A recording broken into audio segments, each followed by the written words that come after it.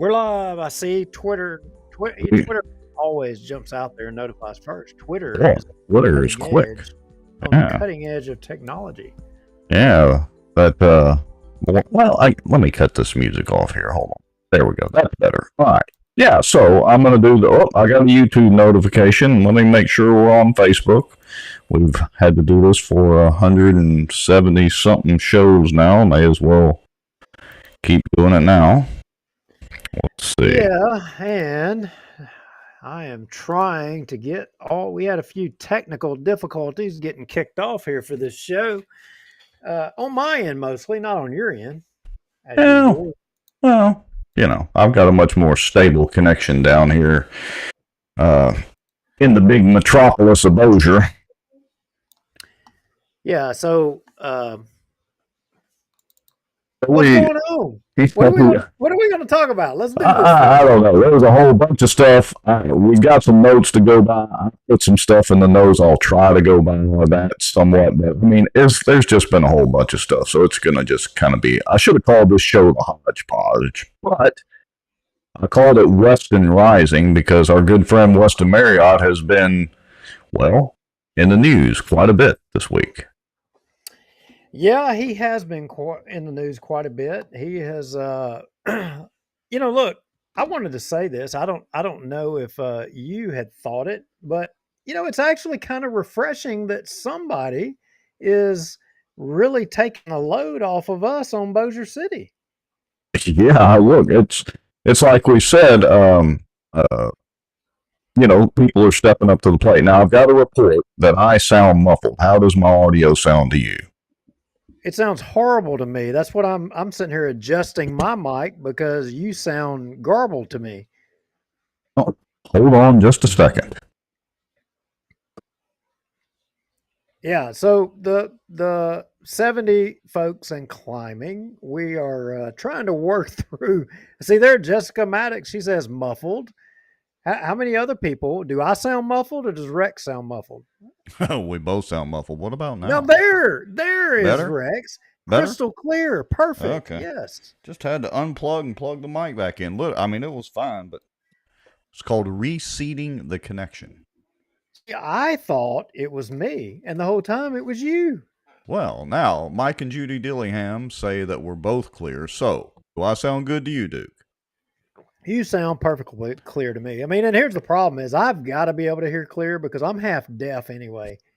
Well, I don't know. all I don't those know. sirens, all those days on the fire department riding those fire trucks, Yeah, and I was just fixing to say I don't know if it was the years of the fire engines or the sirens, or if it was all of the years of the guns. I don't know which it is, but either way, I mean, some people wonder, like, why is he wearing headphones? Well, I can't hear. I'm half deaf. My wife well, tells me all the time. and there is another technical reason because it helps reduce the feedback and echo, even though the software has echo cancellation when you wear the earbuds or earmuffs or whatever. It helps eliminate the possibility of your speakers coming back through the mic. So anyway, glad to have everybody watching. Glad that I've got my audio a little better. Glad y'all let me know because it sounded okay to me, but that doesn't necessarily mean it does to everybody. All right, so let's get back to what we're going to talk about tonight. Well, hey, I just wanted to shout out before we get into what we're going to talk about, everybody that's tuned into the show and commenting. Boy, folks are fired up, and I'm glad because there's a lot to be fired up about. I see my bride is in the comments already. Jack Harville, of Yeah. course, he's there. Jessica Maddox, Debbie Walker, Penny Davis, Carrie Zyka, Val Baker, and you already said Mike and Julie Dillingham. Yeah. Lots of good folks here. We're already up to 70 on Facebook, probably 80 or more through everything. So, anyway, that's cool. And, our comments on one of the posts that we made this week had people fired up too. And we're going to talk about that because it was the magic 2 words: First Church. Well, yeah. First Church always seems to produce, but you know what? This First Church thing, I got to tell you, it's really getting old. It is. And I'm really looking forward to this debate because this really isn't just about First Church. It's a lot wider issue than just that. It really It is. is. It is. So we'll get into some of that. All right. So, we're up to about 80 people now. We've been online for about 5 minutes. You want to just go straight into the countdown and all that and come back and let's dive into it? Yeah, let's do the countdown. And, of course, everybody, hey, share it out, tag a few friends, help us, build up the audience a little bit. We want folks to, look, I don't care if they listen to me or they listen to Rex or whatever, but we do want you to listen to the content. It ain't about Right. us, it's about the content, the stories in Bossier, what's going on, and being informed. And not that we're always right, but that helps spread the message. And Yeah. share it out. Do us a favor. Help us get the message out. I agree. Okay, I'm going to hit the magic countdown button. Folks, y'all know the drill, like Duke said. Share it out, tag a friend, get some folks in to watch. We're going to talk about First Church. We're going to talk about the Tower of Taxes some more, a federal lawsuit against the city, and much, much more. We'll be right back. If folks knew a lot of the back office on the politicians that they think walk on water, they would be shocked. There's an old wound from a knife in my back that just is giving me heck lately, and it's just really irritating. So I have to kind of wiggle around a little bit. Well, I've not heard my name in stable or Baton Rouge in stable in the same sentence in a long time. I titled it A Shot Across the Bow of the Good Old Boys. Just, they feel helpless, they don't feel heard, they have nowhere to turn. Some Republicans as well believe that government has the answers. And let me tell y'all something. I don't know anything government does well. Nothing. Aren't there laws that say that you have public meetings so that the public can have accountability of their elected officials? They're making a little bit of progress, but I would definitely have to give the race to Caddo Parish right now. I don't know. Is there anybody from Plain Dealing watching, you think? As a member of the media, I'm very concerned about what I've just heard. Did you or did you not requisition some money to fight against this or for it? We hired a lobbyist and it cost us $15,000. We were opposed to HB 630. So for this week, folks, the cockroach of the week, according to Bossier Watch and Duke Lowry and Rex Moncrief, is Raymond Cruz legislative assistant, Allie Feaster Smith. Thank you, Allie.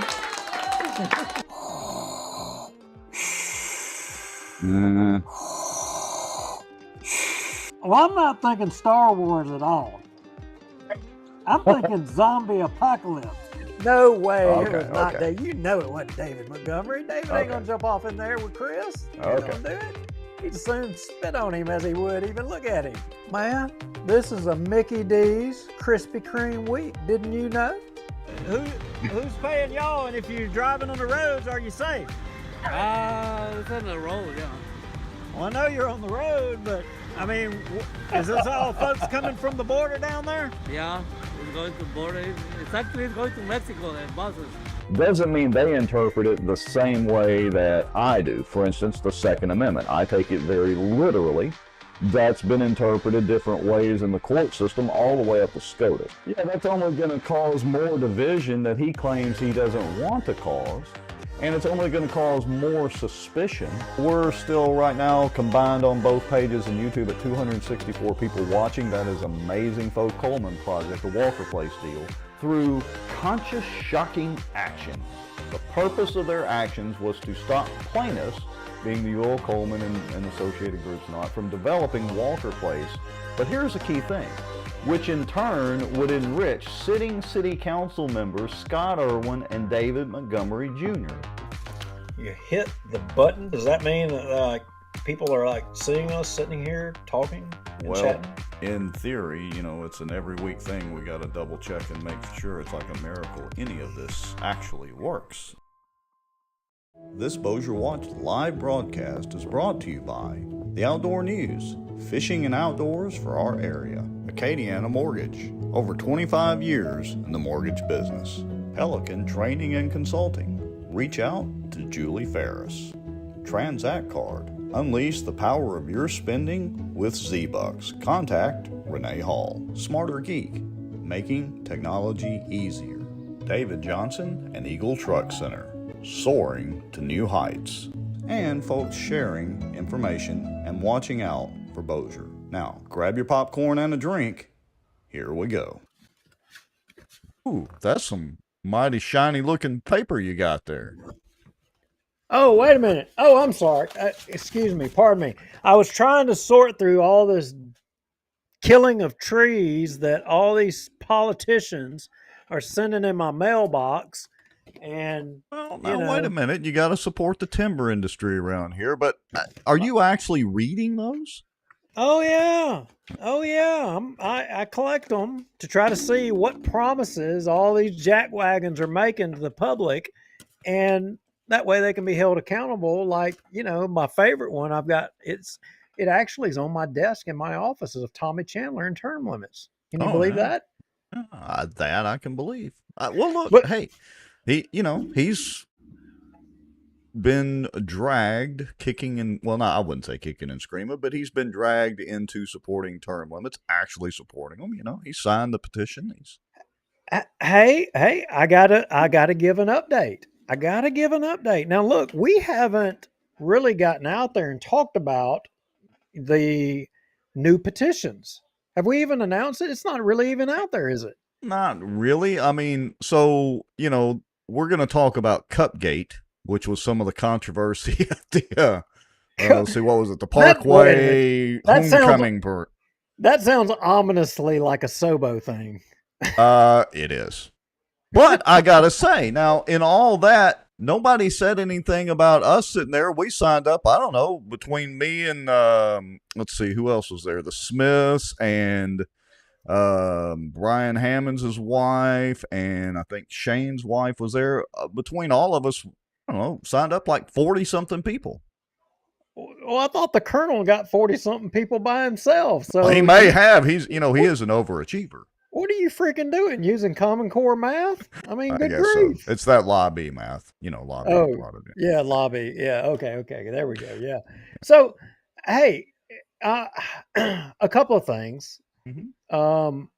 Cut to Kokomo. Yeah. Let me. I wanted to throw a shout out to the family of the Kokomo. A lot of y'all may not remember this. If you were old Bossier, you'll remember the Kokomo at Shed Road and Benton Road over there.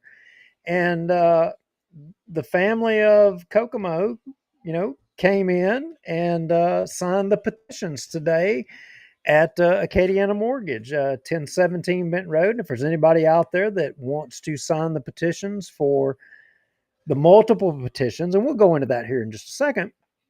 Again, 1017 Benton Road, Acadiana Mortgage. Y'all are welcome to come by anytime. If you just want to chit chat and have a cup of coffee, come by. But we'd love for you to come by and sign the petitions. Yeah. And they came by today, and this photo of the old Kokomo, in which thank you to the current Bossier City political establishment for shutting down Shed Road at the railroad crossing right there. How could I leave that out for, supposedly a overpass to Benton? But credit to Twin Blends Photography. This is theirs. I really appreciate and respect all the old photos in Bossier and the history that they documented. So credit to them on that. Yeah, they do a good job with that sort of thing. And, a lot of those photos they'll take and, I think that's part of their name, blend them together with the current and the past, to show the differences. So it's pretty cool. Yeah. And if you look close and you pay attention to that right there, you'll recognize that that's about where that, maybe a used car lot now, but it was a florist right there. Now, I want to point out something. So Thomas Shea says Colonel Crockett was signing people up at Sunday at the South Bossier Farmers Market. Now, was the Sobo Farmers Market the one that he got run off from, or was that the market at the Pierre Bossier Mall? Do we know? Ooh, boy, that's a touchy subject Yes, it right is. there. Right My off the goodness. bat. Right out of the gate, we're fixing to go political all out right here. So, boy, I don't know whether I want to touch this one or not, but here's the thing. I had to mention it. I know I caught you off guard. Okay.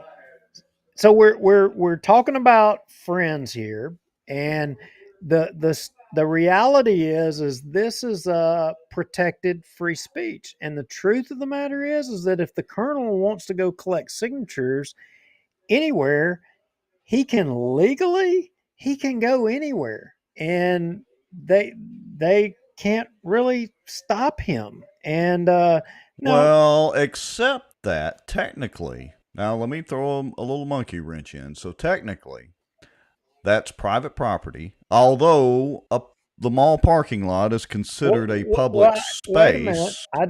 I don't think it was the mall parking lot. If I'm correct, Oh, I think this was the South Bossier lot down there, and okay. that's not private property. But Ah, the bigger question here is, why would it be? Because to the credit of the people who put together the farmers market and the little market thing in South Bossier, to their credit, um, well, I shouldn't even say this. I'm not going to say this because I'm going to say. Let me say it this way: there is a hypothesis developed on this. The hypothesis is that they don't want, anybody trying to sign up petitions or do that because they're fearful of Bossier City government trying to shut them down from doing petitions and from doing anything. They're worried that the city will step in and try to squeeze them. I asked, do y'all think that that would be a valid concern? Do you think this city government would have the propensity to try to put the thumb of the city on somebody that was shown to favor reeling them in? surely they wouldn't. I mean that's right on par with trying to suppress free speech and filing lawsuits against people that are trying to enact term limits. Surely they wouldn't do all that. Never. Yeah, yeah. So, you know, I can understand their reservation, because they probably are fearful of their city government. And you know what? That's the sad part about this is nobody in Bossier City should be fearful of their government. They shouldn't be. Right. That you should be able to. Well, we'll get into that some more too. But you should be able to say what you want, with very few limitations. So like we try to do on the show. If we throw something out there, we've at least vetted it somewhat so that we're reasonably confident there is an element of truth. And we have had to issue a few corrections from time to time. But you should be able to be critical of your public officials. Full stop. You absolutely should. And this is going to be something that I'm going to rail on tonight. And probably before this show is over with, we're going to lose half of the people that watch us because I'm probably going to insult all of them. Uh-oh. Well, And it's been a so, fun run anyway at 175 plus shows. So. Yeah, but we didn't get where we're at by being nice or saying what is politically correct or convenient for folks. But here's what I would say: when people start making decisions on what speech they're going to make, or what they're going to say or what they're going to do, based on whether or not it will cost them monetarily, that's when you're losing your way. That's when you're going astray. And if the farmers market people, if you're going to stand in opposition to good government because you're fearful of whether or not it affects your pocketbook or not, you know what? Maybe you don't deserve to be doing the farmers markets. Hmm. I'm just going to say that. And And That's going to And touch a nerve and piss some people off. now I want to make sure I'm correct. So is that Chris Graham's market? I don't Is even he know the running that name. one? I don't even know the Okay. names of the people, but here I will tell you. I actually went down there and when they were at the mall last year when we were doing the previous petition, and I Hmm. spoke to those folks about getting a booth, paying for it, no wanted nothing for free, paying for a booth, and they waved me off. And I have reason to believe that even if they had a space available, they would not let us rent a space to collect signatures from Bossier City residents for any petitions that we put forward for good government. I don't, Hmm. I have reason to believe that they wouldn't do it. Well, that's a little ridiculous. So somebody let me know in the comments if the Sobo market or farmers market that we're talking about, if that's run by the same folks that run the one up at Pierre Bossier Mall and all that. Because It is the same people. okay, so I, that's I, Chris and Beth Graham. Yeah, I know I, Chris. I, Well, their drone footage and drone pictures that they use for the Pierre Bossier market up there when they have those, I took those. well, look, I've known I, Chris for a I'm not, while. I'm not saying if his name is Chris, I'm not saying Chris or his wife, I'm not saying they're bad people at Right. all. I'm not saying that whatsoever. But you take a political position to not to exclude something, don't be mad because you're being called out on that political position. You can't have it both ways. You can't have your cake and eat it too. That's true. All right. So, and again, if I'm wrong about Chris and Beth running that one, then y'all let me know. We'll make sure and correct the record. Okay. So let's talk about the new propositions because we've hinted around it. When we were signing people up at the Parkway Homecoming Parade before the Cupgate incident. Um, Okay. Okay. So look, I can spit this off like clockwork. So, when the council was like saying, "Hey, you know what? We're not going to have nothing to do with your term limits. In fact, we're going to fight it with all the resources of your tax dollars and we're going to fight it with all of our being because we want to stay here forever to make more statues so that we can put our names up everywhere after we're dead and gone so y'all will remember that when Bossier City goes bankrupt, it was because of us." I get it. They're proud of that and they want to continue to, make sure y'all all know who they were. But the fact of the matter is that, you know, the Term Limits Coalition, we all came to the conclusion, Rex, you included, Colonel Crockett, Shane Cheatham. Shane, all the folks, everybody kind of came here and said, "Hey, you know what? This is a great opportunity." These councilmen, in their wisdom, you know, gave us an idea. And the idea was, hey, this enables us to go back in front of the people and not only take the term limits proposition back in front of them and let's get the year of birth that they say because it's not on the petition, we don't know what the people are saying. We're deaf, dumb, and ignorant. We can't understand it. That gives us the opportunity to go back and say to them, hey, they don't understand because your year of birth's not on there. They don't get it. But we said, while they're giving us that opportunity, hey, let's do another petition, because that's not the only problem with the city charter. There's lots of problems. And we said, you know what? Maybe we just might can, you know, redo the whole charter by petition by the citizens of Bossier since they've had over 20 years to amend the charter. And for whatever reason, I mean, I know the reason, but for whatever reason, they haven't amended the charter. They haven't got a good charter in place. Why don't we just do it? So we said the first thing is we're going to have to make it a little easier for us to amend the charter. So in the charter for all of y'all, the people, to petition to change the charter, currently it says it takes 33% of you that, of the electorate that voted in the last mayor's election, right? So we said, hey, you know what? Why should we make this hard on ourselves? Let's make it a little easier. And I'll tell you what, if they won't fix city government, we'll do it for them, but we're going to make it easier on us in the process. So let's reduce that number from 33% to 20%. We'll just make everybody a city council person. Everybody Yeah. in the town. We could have changed it to 5% or 10%, but you know what? Hey, the margin needs to be a little high. Right. So we said 20%. That's a fair number. That dropped it by 1,000 signatures. That's a little bit more manageable. So we said, okay, we're going to go with that. That's easy to understand. So then we said, you know what? Or we're trudging along, and then we discover that, hey, the city council is wanting to have secret meetings to try to silence all of you out there, if you so chose, to come to a council meeting and to speak.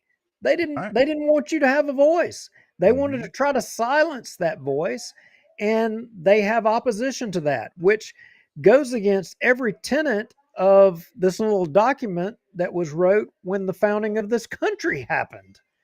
So shamefully, I have to admit that we took the position that we've got to do something about it, and we've got to memorialize as a right of being a Bossier City citizen that you can voice your opinion on issues that are voted on by Bossier City government. So we put another petition together that guarantees that every citizen of Bossier gets the ability to speak at a council meeting on any issue that's voted on by Bossier City government. So, and then then finally we've got the original propositions as well for the term limit. So you put it very nicely and very eloquently. You did a masterful job of that. I'm just going to put it pretty succinctly, like I've been telling everybody as we were signing up people at the homecoming parade. Look, the jackasses down, at City Hall didn't want to play nicely the first go around, so that's fine. We're going to start taking petitions and propositions and all that and shoving it down their throats. We'll rule from Facebook. Everybody's a city council person.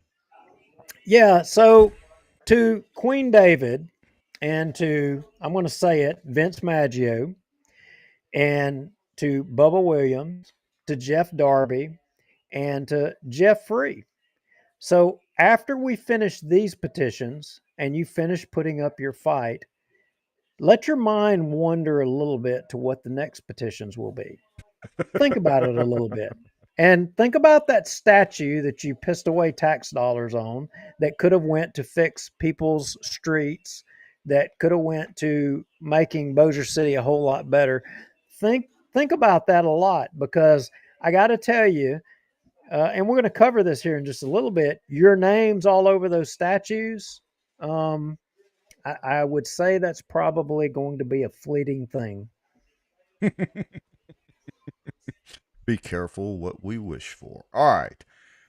So that's the deal. Let me also let everybody know, if you want to see all of that, you can go to bossiertermlimits.com. That's bossiertermlimits.com. I'll put it in the comments, and we've shared out lots of the posts. And you can click on the orange button there that says the new propositions right here, and it'll take you right to it.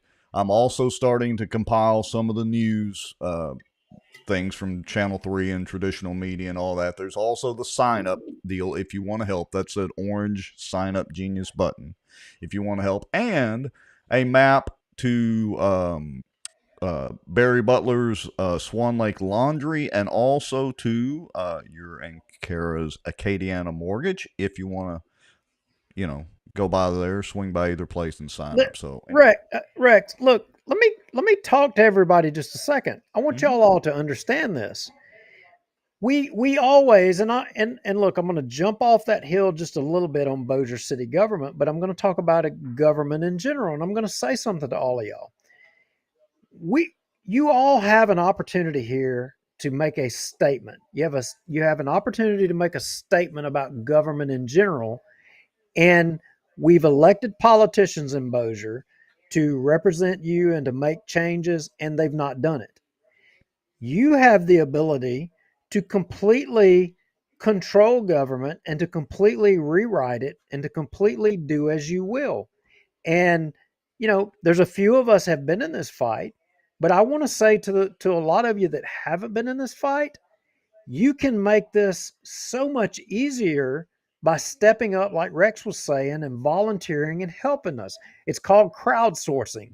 And when you crowdsource things, you spread the work out amongst a bunch of people, and you enable things to move a whole lot faster and a whole lot smoother. So for the first time, I think, Rex, in our show, we've got more people watching off of Facebook on other platforms than on Facebook, which thank you all for doing. But those combined numbers, pushing 160 something people, if, say, for example, all of you 160 people, if all of you put your efforts together and just got, signatures of 10 people for the term limits, we're almost halfway to all the signatures that we needed. Yes, that is very true. And as a matter of fact, so I'm going to show this shot right here. Hold on just a second. Let me switch screens. Well, looky there, Duke. We have a Bossier Term Limits t-shirt. I didn't even know we had it. I didn't either, but I got to tell you, I am proud of the people that are stepping up to volunteer. There wasn't a lot of help last time. People, I think, didn't think that we could be successful. We proved that we can. And, look, all the folks that are getting on board now and helping, thank y'all, thank y'all, thank y'all. I mean, I can't say enough. I mean, you want good government.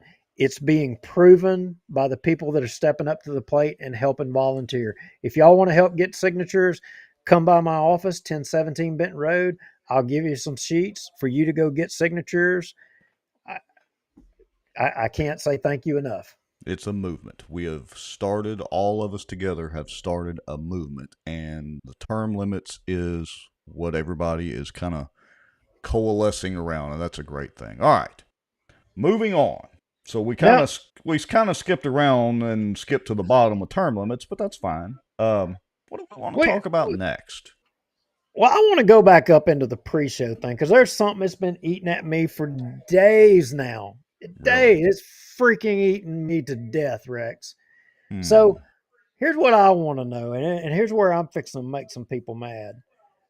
I want to know, in 2019 and leading up to 2020, all those people talking about Trump, that, he's going to get us into World War III, and all those freaking people talking about BLM, Black Lives Matter, and, mean tweets and all that crap. Where are all those people today? I mean, I remember who you are. I remember y'all. I remember you. And some of you may be watching right now. Why are you not tweeting your advocacy for cutting the heads off of children, for killing grandmothers and whole families? Why are you not proud of that? Why are you not posting all of that on your Facebook pages and your social media? Where are you at? Why are you not advocating for your support for all of that? Because that's what you were advocating for in 2019 leading up to 2020. Where are you at? Yeah, I agree. It's like crickets chirping and silence from those very same people. But, it's kind of like us.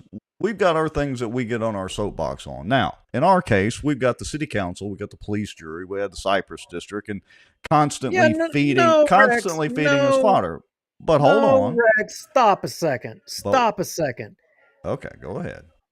I've got a teenage kid, and that as a result, I'm going to bite my tongue here. Because I was fixing to use a word, but I've got a teenage kid that is draft age, and because of you freaking idiots, the potential for him to be drafted, if we have all of this go down, is because of you. And you don't have enough of a damn spine to own your position. Own it. If my son has to go off and die because of you and your idiocy, it's because of you. And if you meet me in Sam's or Walmart, if I break your freaking jaw or worse, own it. I agree. Now, let me just say this though, because I've got 3 boys that are draft age.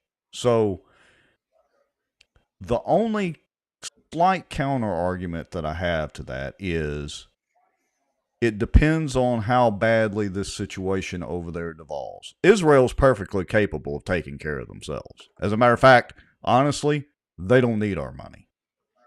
They don't need our equipment.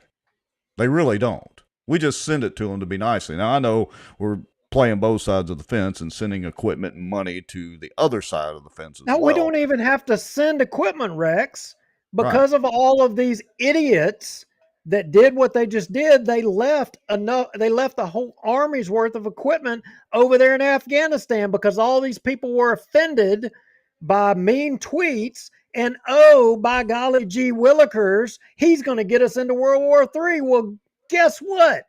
Your ignorance is getting us into it now. I And would agree. He was the last buffer between us and real potential for World War III. So all of you watching, Rex, go to cut 1. Go to cut 1. I remember because there's countless numbers of you that I had this dialogue with in debate, and I screenshotted all of that crap. All of y'all back then on 2019. So I want you to come on and I want you to defend this because you were defending BLM back then. You were attacking Trump as gonna start the next war, doing all this crap. Well, that by default puts you in favor of all of what's happening over there. That you're on board with it. So own it. But you know what? These cowards, they're not going to own it. In fact, these cowards, they're going to be standing, Rex, behind you and behind me when we have to pull out our AR-15s, when we have to pull out our Glocks. These cowards that were so bold to stand up in 2019 and 20 against the evil Donald Trump, you know, they're going to be standing in the background, and it'll have to be behind people like you and me with a spine that are going to fight to defend all of us. And these freaking terrorists have been flooding across an open border for years now. For years. They weren't doing it during Trump, but they're flooding across now. And all of these cowards are going to be nowhere to be found. Nowhere to be found. I'm sorry to everybody about me losing my crap, but it has been eating at me. I've about lost my mind over this, and I got to get it off my chest. Y'all just gonna have to bear with it. You know, I agree, these but go ahead. well, let me let you catch a breath for a second. So I'm going to play not devil's advocate. I'm just going to give a slight counterpoint. I'm not going to lay this all off on Biden, as odd as that sounds, because that's the easy deal. This has been building for decades. All right. And the truth is, neither the Republicans or the Democrats have had the spine to do much about it. And you can make the argument that in many ways we've exacerbated the situation. Now, I fully agree that the very people who were preaching from the rafters that Trump was going to get us into World War III and, you know, he was a cowboy and Yahoo were completely wrong. He's probably or was probably the most anti-war president we've had in a long time. A long time. And Without a shadow of a doubt, and all of those, y'all think of the adjective that I'm thinking of. You fill in the blank there. Are nowhere. Where are they all at? Because I mean, look, own it. Because I can start posting the screenshots of your comments from back then. You made them. I mean, look, Rex. What do you always say? Once you put it on Facebook, it's out there for eternity. it's there. It's there. The reality is, it's there, and I know who you are. You know, freaking own it. Say you were wrong. I want to see you.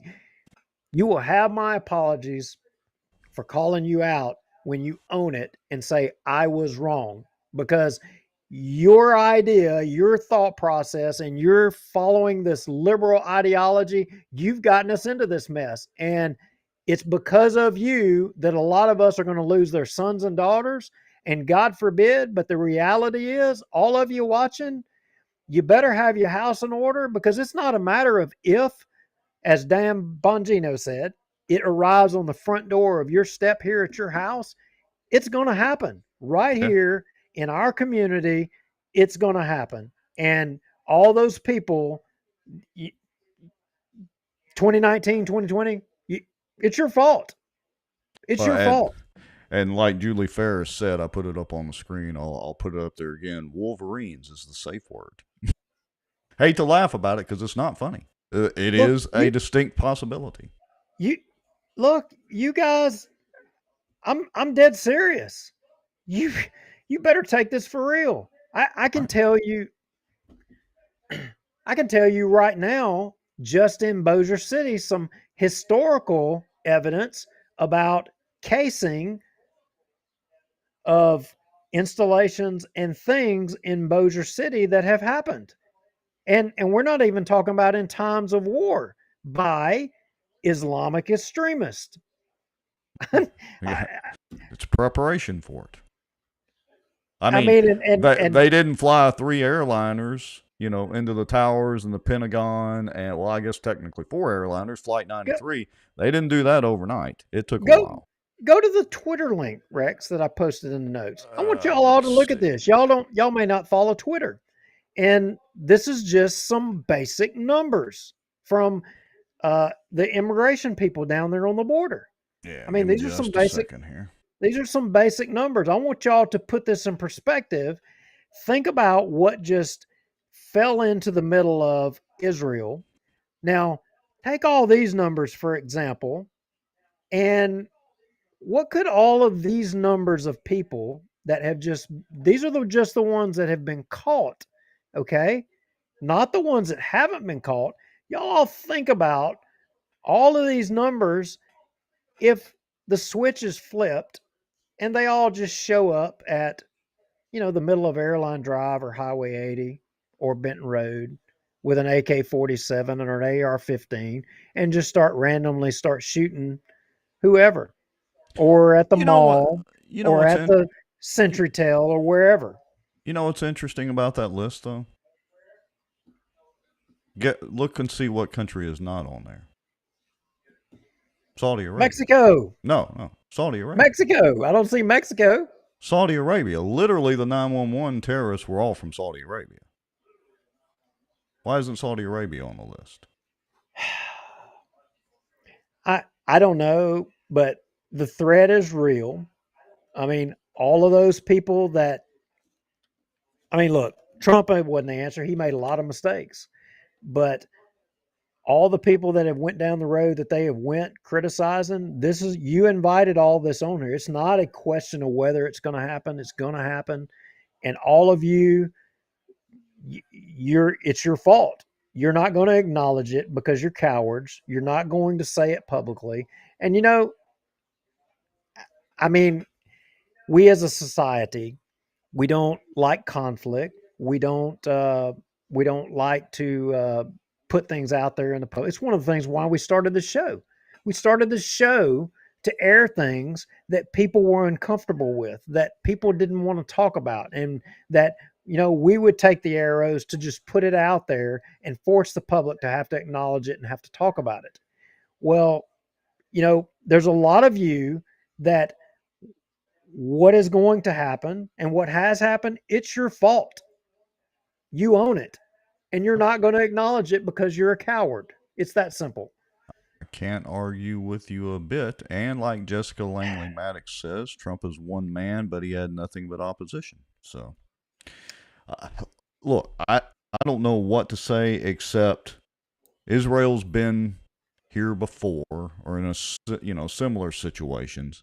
They're pretty badass as long as this doesn't devolve into a wider conflict. That's the thing. It's got to stay contained right there for now, or this could get bad. Especially considering the Ukraine situation, you add all those together, it's not good. I think it's impossible for it to stay contained, and I only pray to the good Lord above that it's not going to be my son or daughters that end up having to pay in blood for it as a result of some of my neighbors who are idiots, Well, absolute idiots. And when I break your jaw after it's over with, you need to say thank you that that's all you got from me. well, I hate to make light of that at all, but at least David Montgomery made sure to point out that there is a statue to women veterans at City Hall. Did you realize that? Do you remember that? We're going to play Yeah, some of the video here in a minute. yeah. Well, Glenn Vogel and all the city employees, that firefighters that died rescuing the 2 city employees that died in the sewer main, and Trey Hutchinson and all that. Where's their statue? I You agree. you tell me that David Montgomery, Bubba Williams, Jeff Darby, and Jeff Freeze names on a statue are more important than citizens of Bossier that gave their lives for the city of Bossier? I'm sorry. It's an insult. And, quite frankly, Bubba Williams, you particularly, I'm embarrassed that you have the gumption to put your name in granite on the side of a It's embarrassing to me. It's an insult. It's an insult. It's going to get worse because when I roll this video, which we've already covered before, but I don't think it's sunk into either one of us, David literally equates when they're talking about the initial funding, when they voted to fund that stupid monument to Walt Bigby Sr., David equated it and went on his tangent. That's the video I was trying to find, and Colonel Crockett helped me find it. That's the video where David gets on his soapbox, and basically he doesn't say it, but he goes off on a tangent about the memorial to the women veteran, which rightfully so, women, combat veterans and all that deserve to be memorialized. But he basically equated that stupid tower of tax dollars, as Shane calls it, to the women's veteran memorial. We're going to play that, and that's really going to piss you off. All right. I'm sitting here and I'm thinking. I had a good friend in Lions Club, and I'm not going to say his name. He was an older gentleman. He died probably 10, 15 years ago, and he was telling me a story about how World War II. He was telling me a story. He was telling me a story about how he tried to join the military, tried to go overseas, Bossier City resident, lifelong Bossier City resident, Jesse Means. And he was telling me about how they wouldn't take him. He couldn't go, so he had to stay back home. And he was talking about how when the plane loads of dead service members were being flown back to Barksdale, and his job was to unload all the bodies as they were being flown back. And, there's so many stories of people in Bossier of heroism and things that are worthy of recognition. For David Montgomery and Bubba Williams and Jeff Darby and Jeff Free to place themselves above the level of people that have gave like that, it is disgusting to me. It is disgusting to me. And I hate to say this because I considered some of those people friends, but it is repulsive to me, and you should resign from office. That's how ugly this is. You are the epitome of bad government, and I'm tired of listening to it. I'm tired of you putting yourself up above people who are worthy, because the truth of the matter is you're not worthy. You're not. And if that's an insult to you, you know what? I'll meet you out behind the freaking company man shack tomorrow and we can settle it. We can settle it. Yeah, But you're a horrible person. There's countless stories of people that are deserving of recognition. You're not one of them. Sorry, you're not. all right. So I went back and did a little digging and found the ordinance. It's ordinance number 41 of 2017, where they renamed the Parkway North Road project to the Walter O. Bigby Carriageway. Right? And so here you can, it goes down the laundry list. And, some of this I really didn't know till I actually read this ordinance. Mr. Bigby served in the Navy, honorably discharged, got his law degree from LSU in 52, did all this stuff, served as this distinguished member of the House, blah, blah, blah. That's all fine and dandy, all right? And, I don't know, naming the roadway after the guy, so they had to change some of the street signs. I'm not so much against that, but I wanted everybody to know that part of it was done March the 21st of 2017, okay? And I want you to see, it's interesting. Look right here, if I can put a little arrow to them. Look who the nays are for that. Darby and Williams. They didn't even want to name, or then, in 2017, they didn't want to name the roadway. And this is important because fast forward to 2023, we're going to go back and review the January 24 City Council meeting of this year. David Montgomery refers back to the naming of the carriageway. And he basically feeds, and I didn't catch it then either, he basically feeds us all a line of horse shit. Again, which is his norm. And I may, before the show over, I will apologize, there's almost 150 people watching. I'll apologize to all of y'all up front, including Darby and Williams, if I get any of this wrong. But I got to tell you, I'm so pissed off, Rex. I am mad beyond words about everything, and especially this going on in Bossier City. But I'm going to say it like it is. I'm going to say it like it is. You know what has happened in Bossier City? Here's what happened. You had a check and balance in the past of David Montgomery, and that would go back to the time. And David Jones, if you're watching, I don't give a crap if you're watching or not. And you can be mad at me or not. I mean, there's good, hot and cold with David Jones. But David Jones was a check and balance of David Montgomery.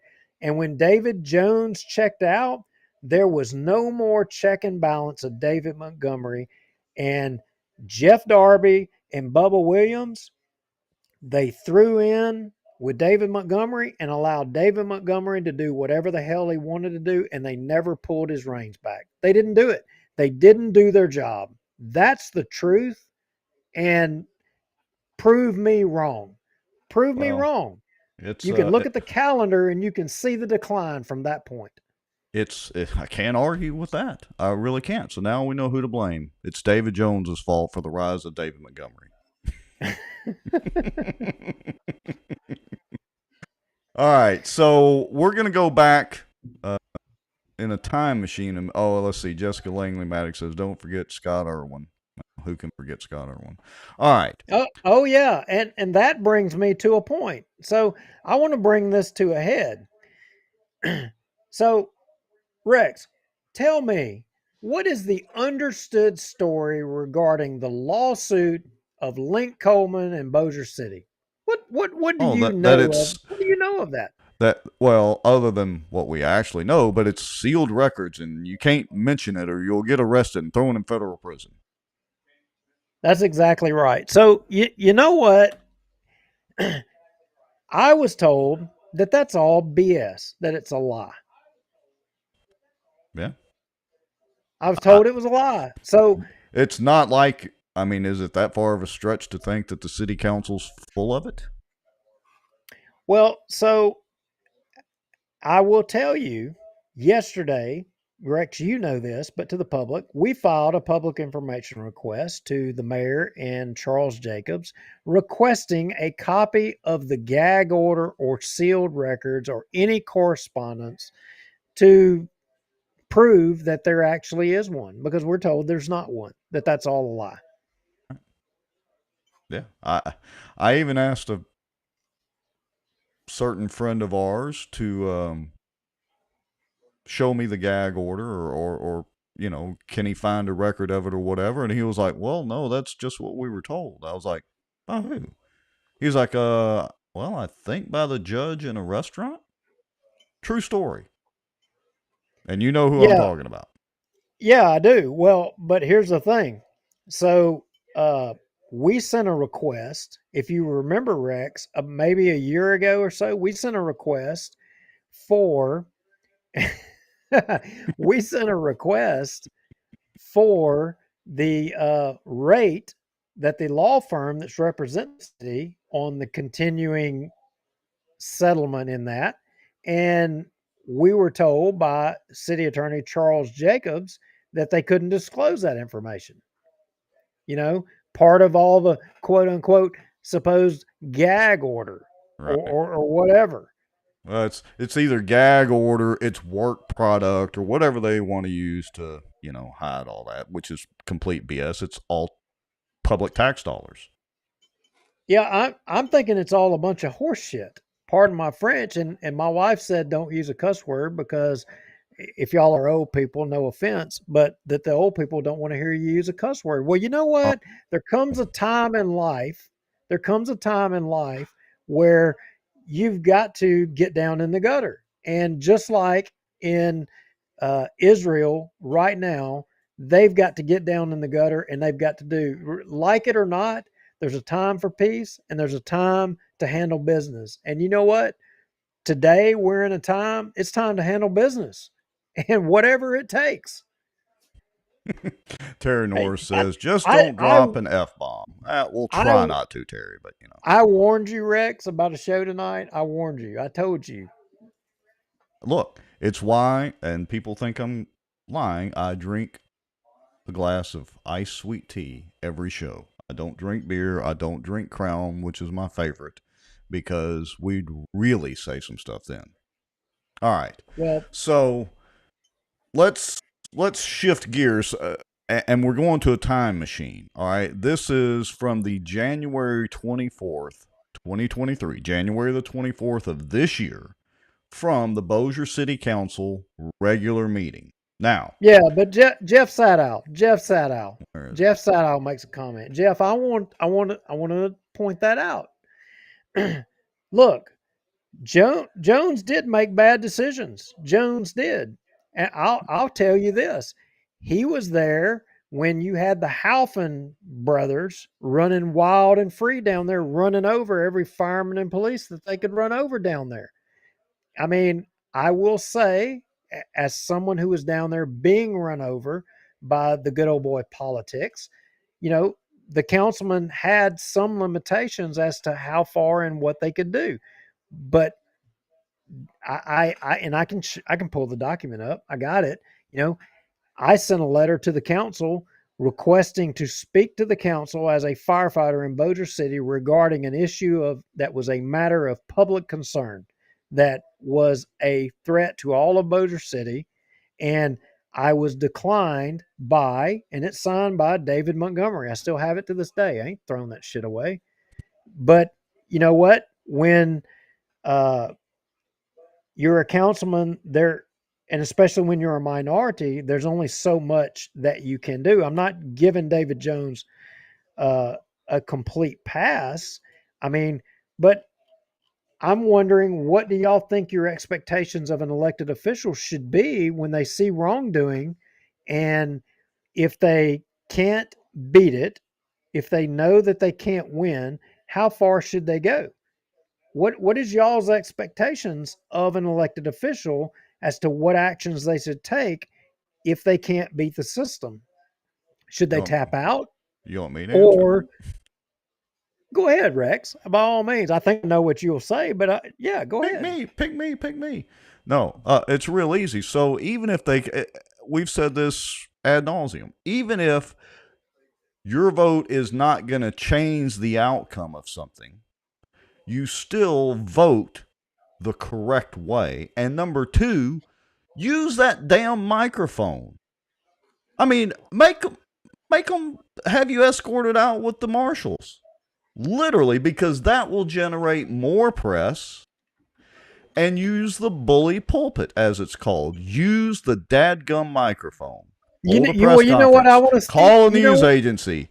Bring all the public attention that you can to it. How do you think we're able to get all this stuff done that we're doing?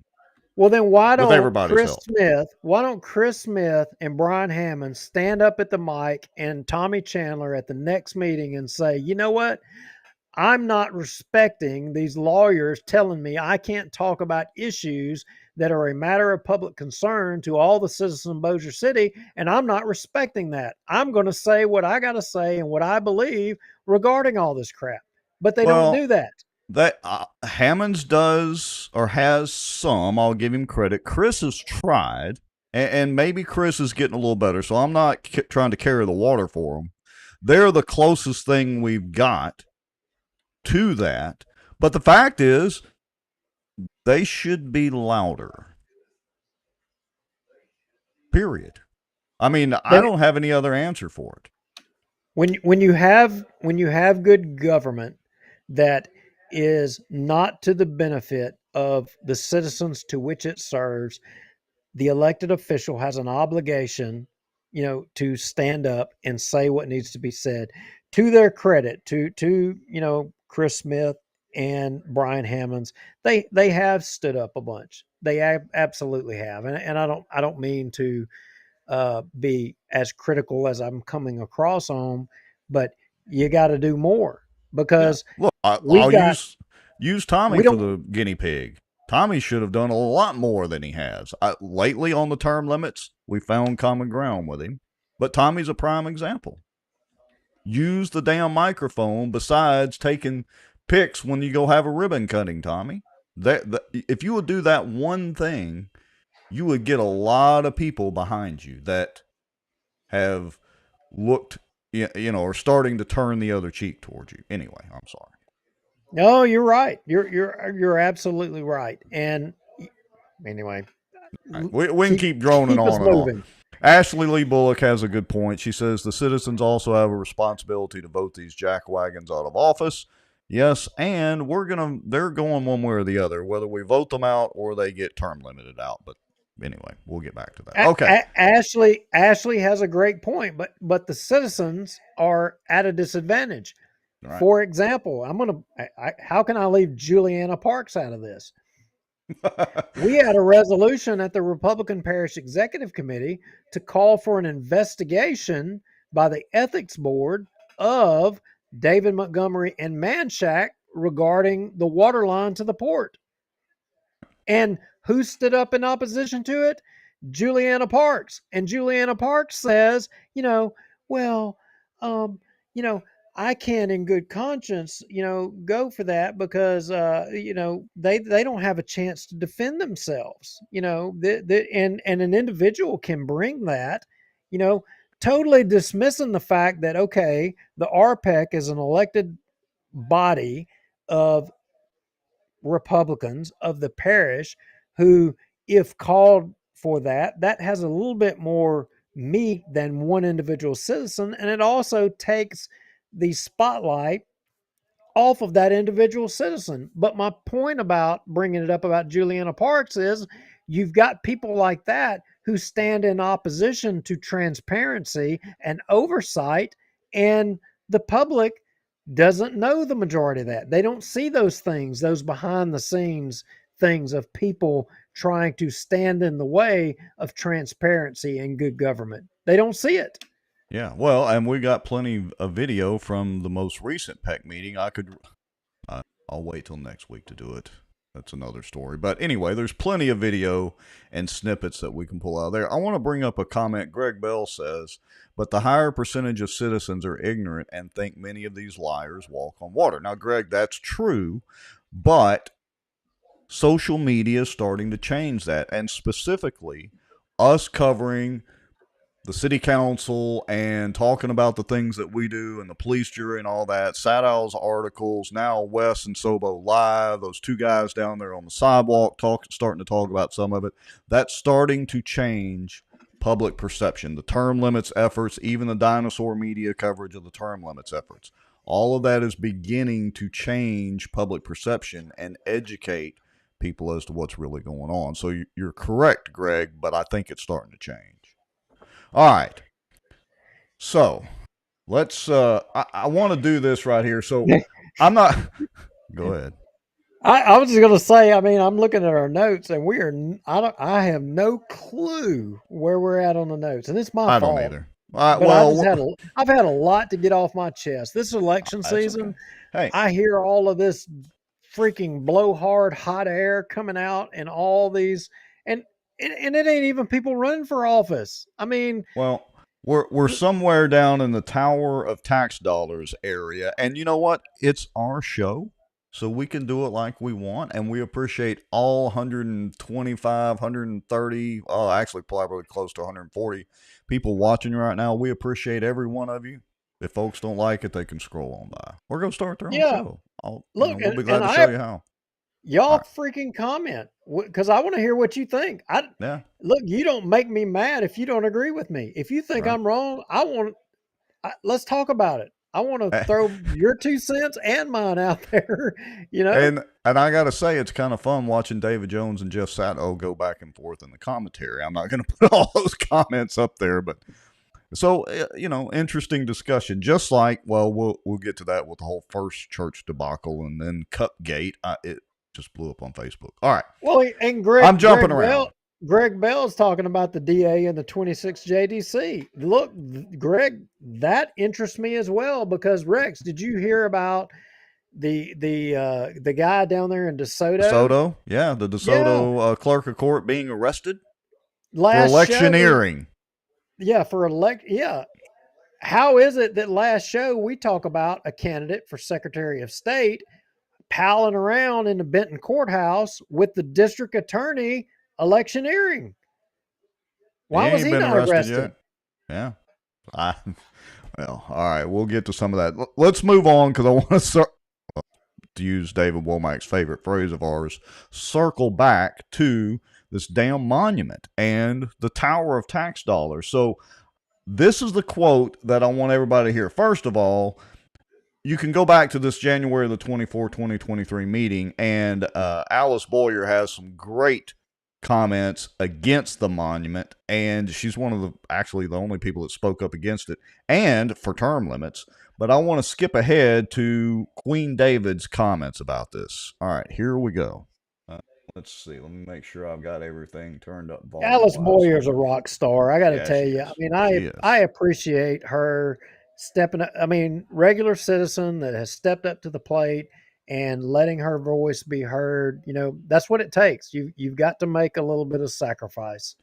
Yeah, absolutely correct. But so I'm not trying to take away from hers, but let's go ahead and play this right here. Hold on just a second. All right, here we go. To you, ma'am. Phyllis, I'd like, for the record, if you could pull the minutes of when we went through the process of naming the Walter L. Bigby carriageway, and there was a lengthy discussion regarding this. My fellow council member, Mr. Williams, and I had some good discussion about it. But I'm going to pause right there. Did you hear that? I did hear that, but how pissed is he going to be when we do a petition and rename that to the overpass to Benton? He is going to lose his crap. Not just that. You know, I went ahead and I took his advice, since Phyllis didn't actually do it, and I pulled those minutes up. Now, you just heard him. He alluded to the fact that in the minutes was going to be this lengthy debate, right? Yeah. Over the deal. Okay. Hold on just a second. Here are the minutes from that meeting.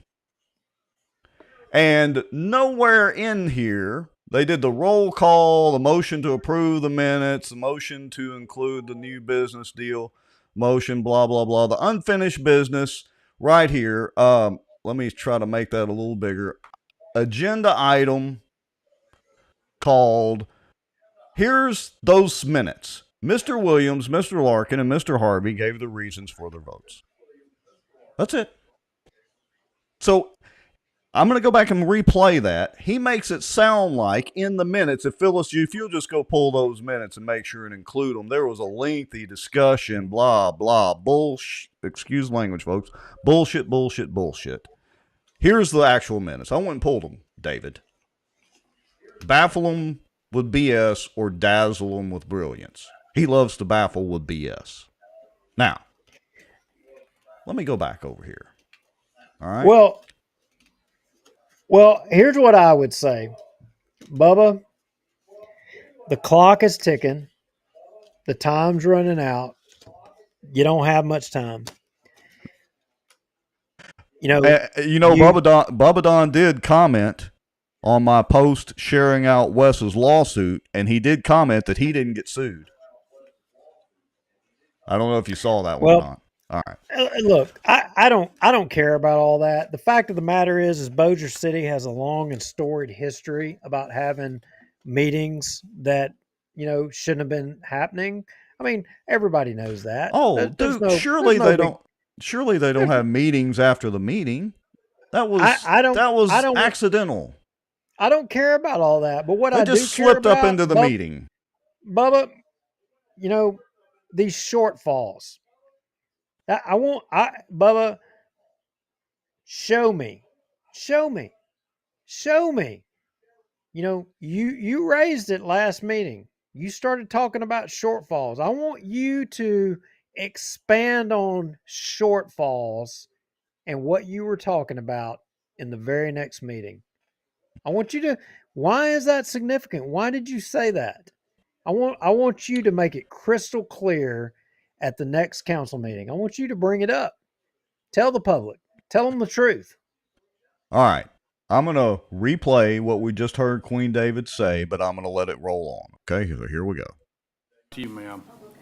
Go sit down, Alice. Phyllis, I'd like, for the record, if you could pull the minutes of when we went through the process of naming the Walter O. Bigby carriageway, and there was a lengthy discussion regarding this. My fellow council member, Mr. Williams, and I had some good discussion about it, but I think it would be advantageous for people to understand the man that we're honoring that came from Bossier City and what he's done for this state. And if I'm not mistaken, from our history in the foundation of this country, we've always honored those people that have stood up for the people and done things. And I would hate to see the day that we do not honor those men and women. Right out here, we have a monument. Phyllis, what's the name of it? It's for the female veteran. Female veterans. You see how he went straight from Walter O. Bigby Sr.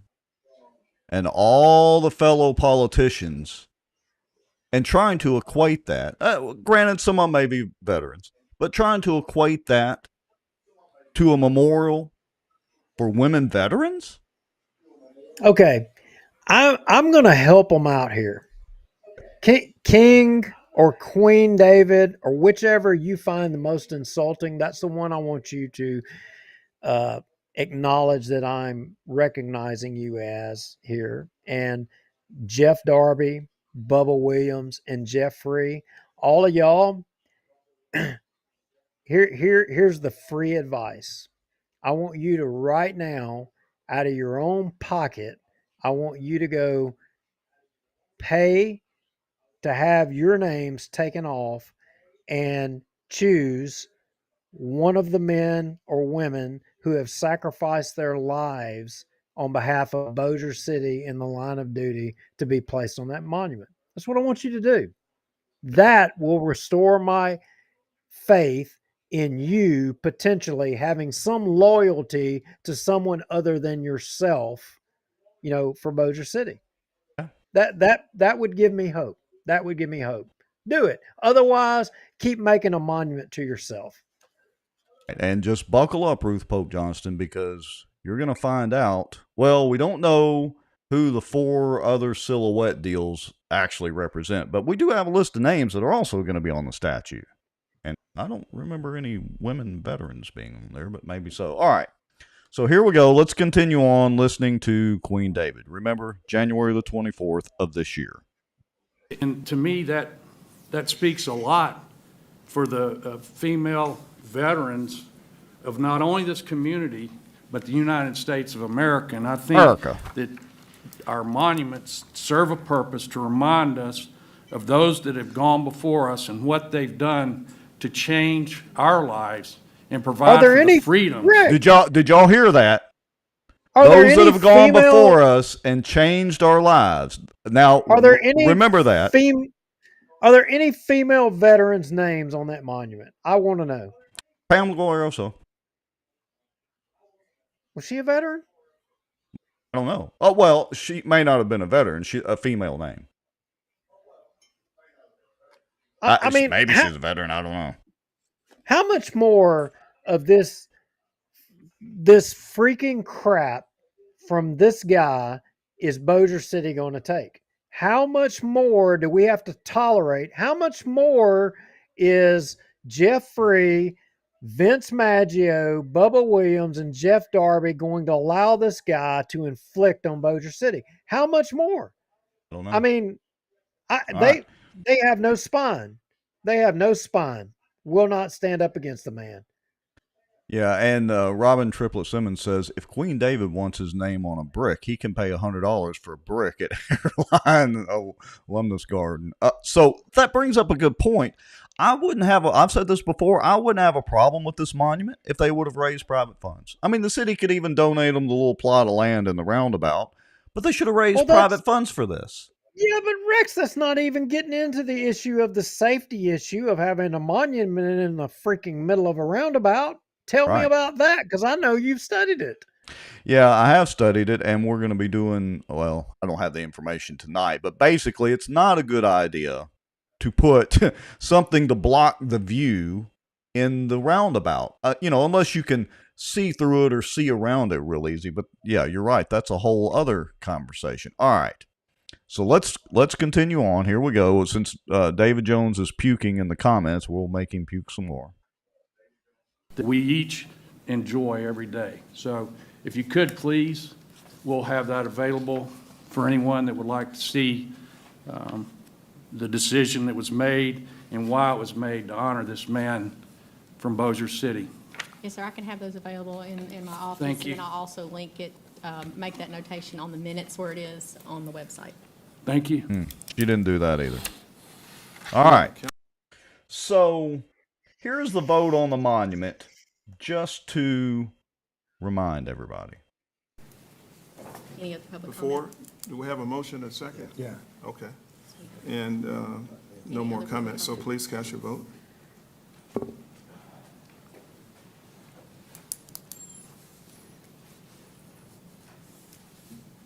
They'll show us the vote. Carries. Okay, thank you. Okay. Wait, let's they didn't hear show your us the names. vote. Yeah, well, I can tell There you, we go. Your school? Wait a minute. I can tell you, Hambone and Mr. Smith, Any other public Before? they didn't we have vote a for it. motion and a They're second? the All only right, ones. hold on. Okay. And no more comments, so please cast your vote. All right, let's see if I can stop it because she just flashed it up there. So I didn't pull the minutes for this meeting. Slow that down to half speed, right? Yeah, that's a good idea. Hold on, folks. Patience. Motion carries. Yeah, amateur journalist here.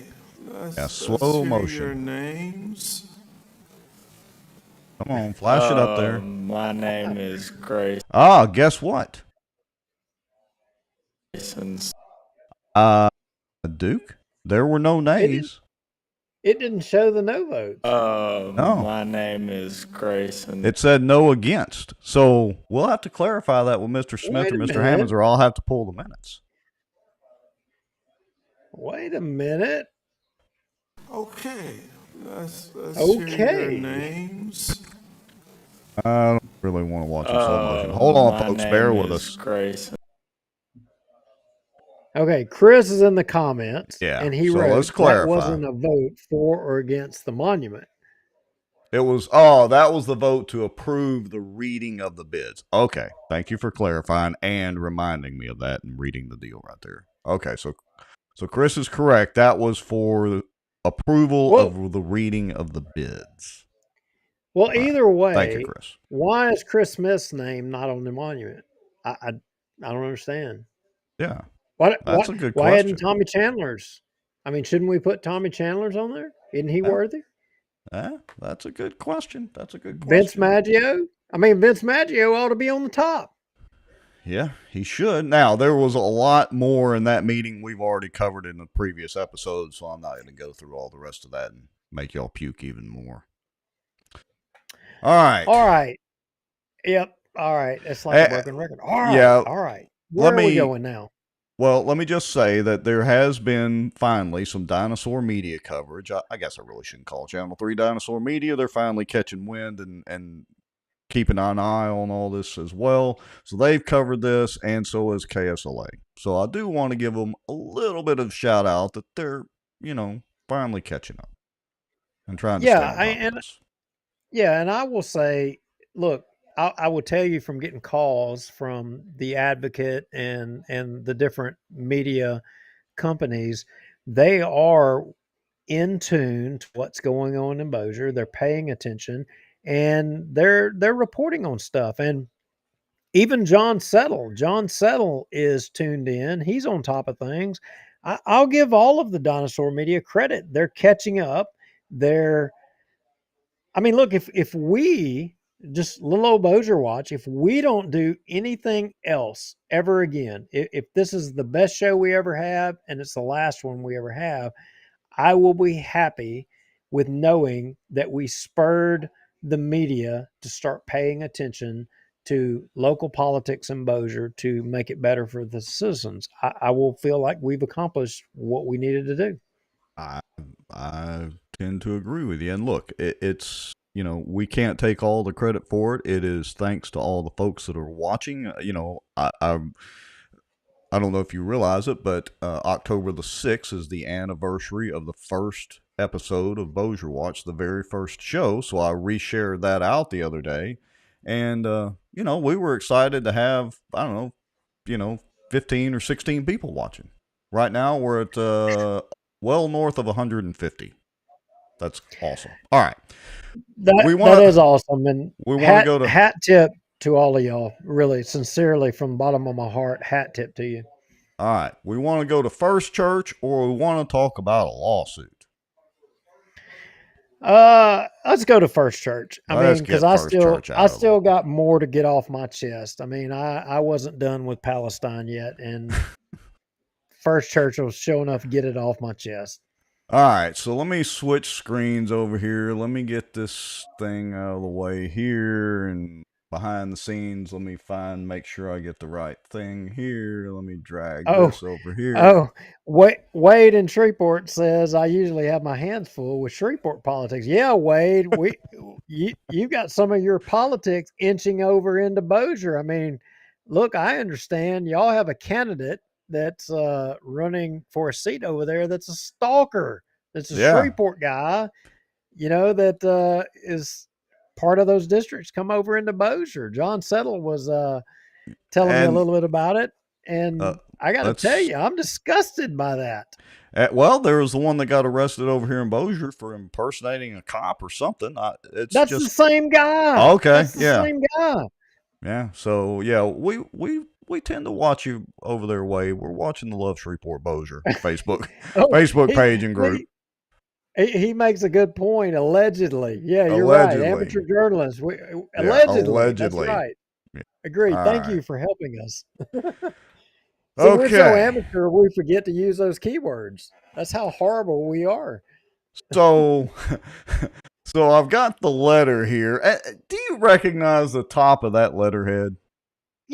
That name just seems eerily familiar. I've seen this company before. And what's interesting, to segue or sidetrack just for a second, but I think I've got it queued up here in a little bit, but we're going to show Jacobs' response to the Attorney General on the city stuff, where he again mentions that Wes is completely wrong about Katie Bell. Even though Katie Bell billed the city of Bossier like, what was it, nearly 7 figures for time and like 3,000 hours. No, Now Wes was wait wrong. a All right. minute. See, I'm sorry. I I'm gotta sidetracking. I gotta stop you. I gotta stop you. She didn't build the city of Bossier. I think she Well, built the Metropolitan Planning Commission, who is that funded, is, I think, from the city of Bossier. So technically, you were wrong. well, it's still the city coffers paying for it. All right. Here's the letter that was posted by Whitney Skates. And it was sent to us too. I actually I got this email. You got to stop. You got to stop. You're moving too fast here. You're skipping over some important stuff here. So, like you pointed out, says, do you recognize that name? Yeah, I recognize that name. But then I'm looking down and I'm seeing Allison Jones. Wait a minute. Explain this. Well, hold on. I'm getting to that. I'm getting to it. So hold on. Okay. I'm sorry, but I'm just like, I think you're jumping ahead, but let's clarify. This letter was sent to us by Proton Mail, by regular email a couple of times. And I don't remember, Wednesday, Thursday. I can't remember the first day I got it, and I was hesitant. Because some people accuse us of like jumping out there but we had this before the peanut gallery ever put it out there, right? Yes, we did. And I held off. Well, honestly, I held off because I went fishing this weekend. And I was I'm not doing hardly any politics, a few Facebook posts, and I figured we would talk about it on the show tonight. Well, lo and behold, of course, it got shared out on Facebook by some other folks, and so I was like, all right. Finally, I shared it on Bossier Watch because people kept tagging us, and it just went nuts from there. So anyway, here's the letter from Keene Miller Law Firm to Allison Jones. Now, all of you First Church people or ex-First Church people, y'all step in here and, correct me where I'm wrong. I'm trying to do this from memory. But anyway, Allison Jones, I think, was the attorney that represented the people that sued, the former members that sued First Church over the finances and other things. I'm trying to keep it very basic. And apparently, this letter was sent to Allison. Basically, I keep saying basically.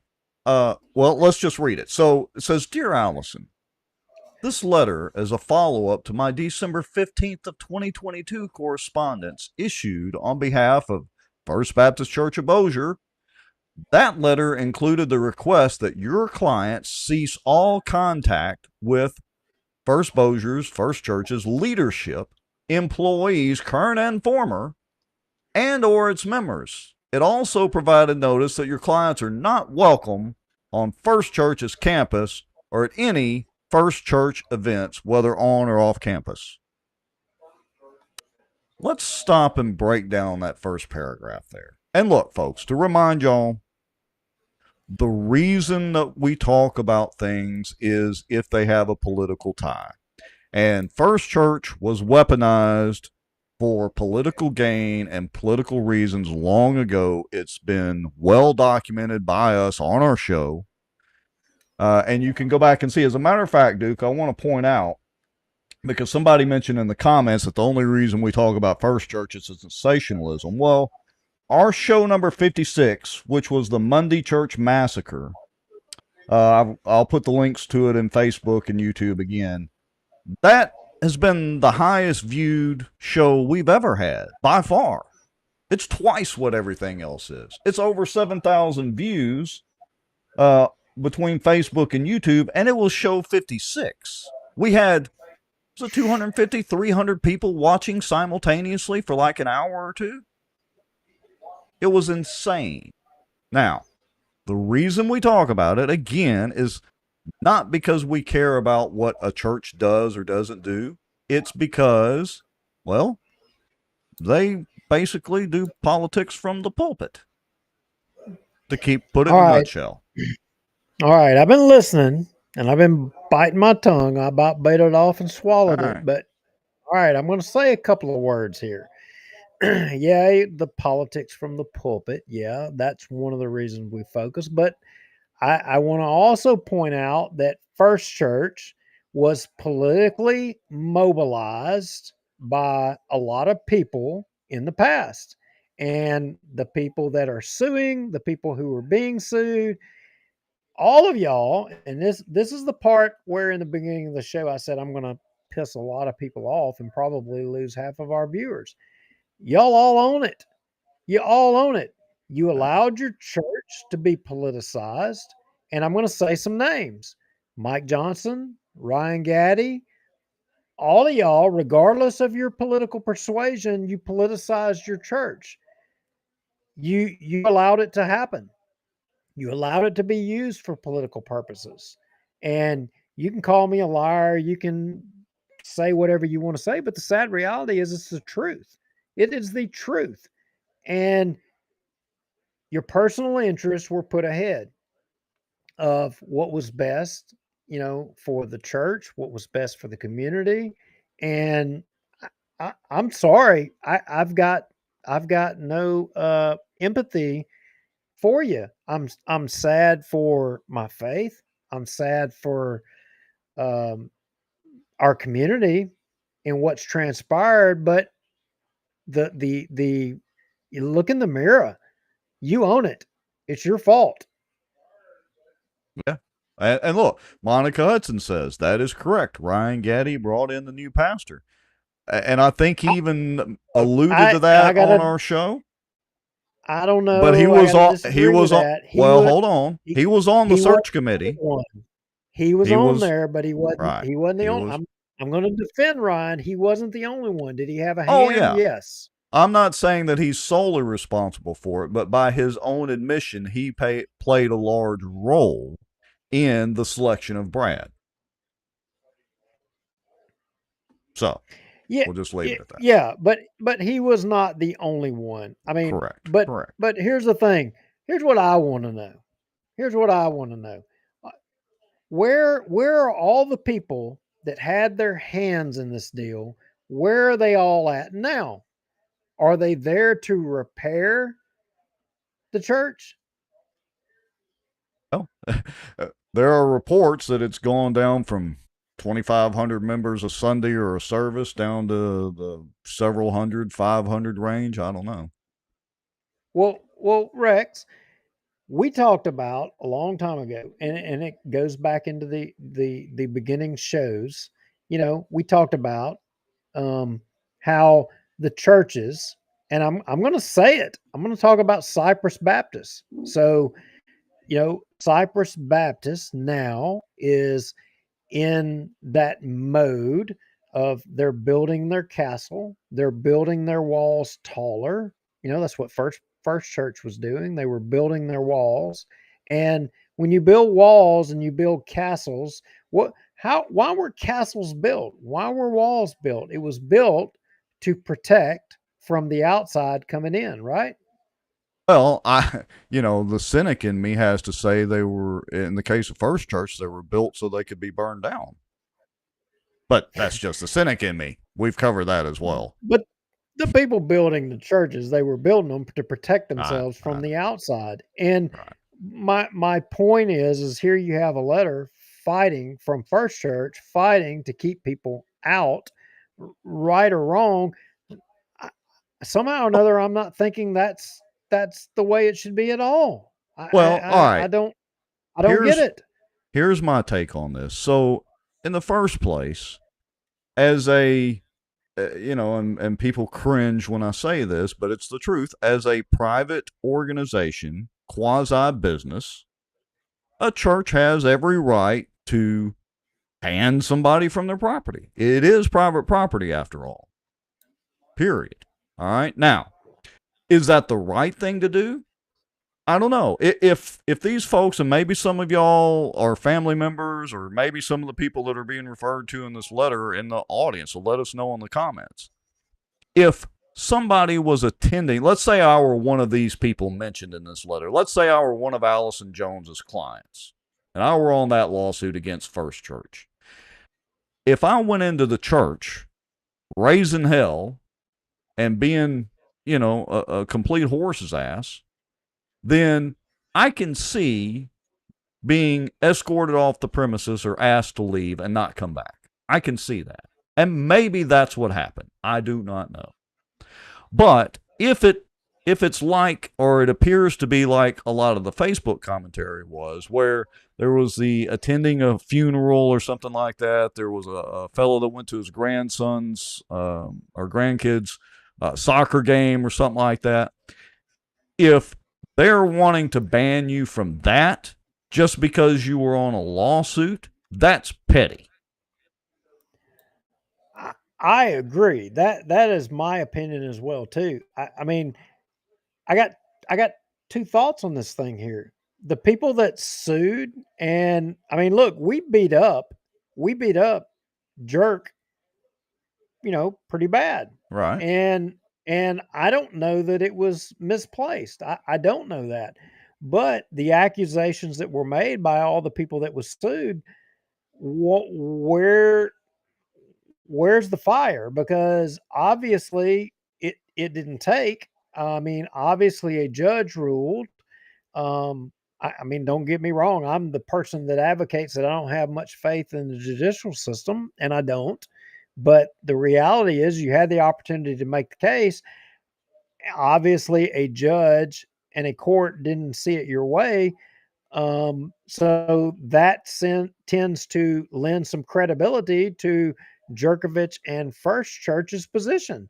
So, frankly, I don't know that we're in any different place in who's right, who's wrong, or whether there should even be a right or who's wrong. But what I know now is that we're having even more separation in that we're saying that, hey, people can't come to events, or activities within this church, because of something that has nothing to do with your faith. And in the big picture, this whole big exercise, who's to blame? Who's at fault? According to this letter, it's those clients of Allison Jones, because look, it says, since that letter was issued, several of your clients have continued to attend events. Rex, do you think it's wrong to say to anybody that you can't attend? Let's say if a Muslim wants to attend and he wants to learn about Christianity, because he's a Muslim, should he not be able to attend? Oh, no, they should be welcome with open arms. That's my point. That's my point. So I think they should be able to attend so that they can learn. That's the point of it. But that's not what we have here. We have, our faith is an afterthought here, in my opinion. And that's what I have a problem with. And that's been, the faith has been an afterthought since the beginning, which started all of this, which was the introduction of politics into all of it. This is literally weaponizing the church. It's weaponizing the church. It goes back to the beginning of business people and their money and wanting the influence of the church to be able to dictate politics for what? In my opinion, for their self-interest. And the church was a willing participant, and now it's all disintegrated. And the people who are a part of allowing it to disintegrate, where are they? They're not trying to mend the fences. Where are they? Well, walk on water. Where is he? I don't think, well, I'm not even going to say that. I'll just leave it at that. So I don't even know where to go any further David with Jones, this. Look, David Jones, I don't care. David Jones, you posted it a while ago. Duke and Rex equals the devil. Y'all can call us the devil. You can call us whatever you want. I mean, salt and light, brother. Yeah. I don't give a crap. I'm just saying what's reality. And if I'm wrong, you know what? I may be wrong. I acknowledge I could be wrong. I mean, I don't have all the answers. Don't profess to have all the answers. But what I am saying is what I see and what I believe to be the case. I'm saying it to God and the whole world right here. Well, if that makes me the devil and makes you the devil, Rex, then we're the devil. And David says that was a joke. We still like you, David. It's okay. We've been called a lot worse. Trust us. All right. Oh, no doubt. All right, so I want to kind of finish reading this letter for those that are listening to the podcast version or that can't see through their phone screens or whatever. Says, for example, one of your clients recently attended a youth flag football game at First Church's Freedom Fields. Their presence is unwelcome and makes First Church's staff and membership feel uncomfortable. Apparently, they need safe spaces.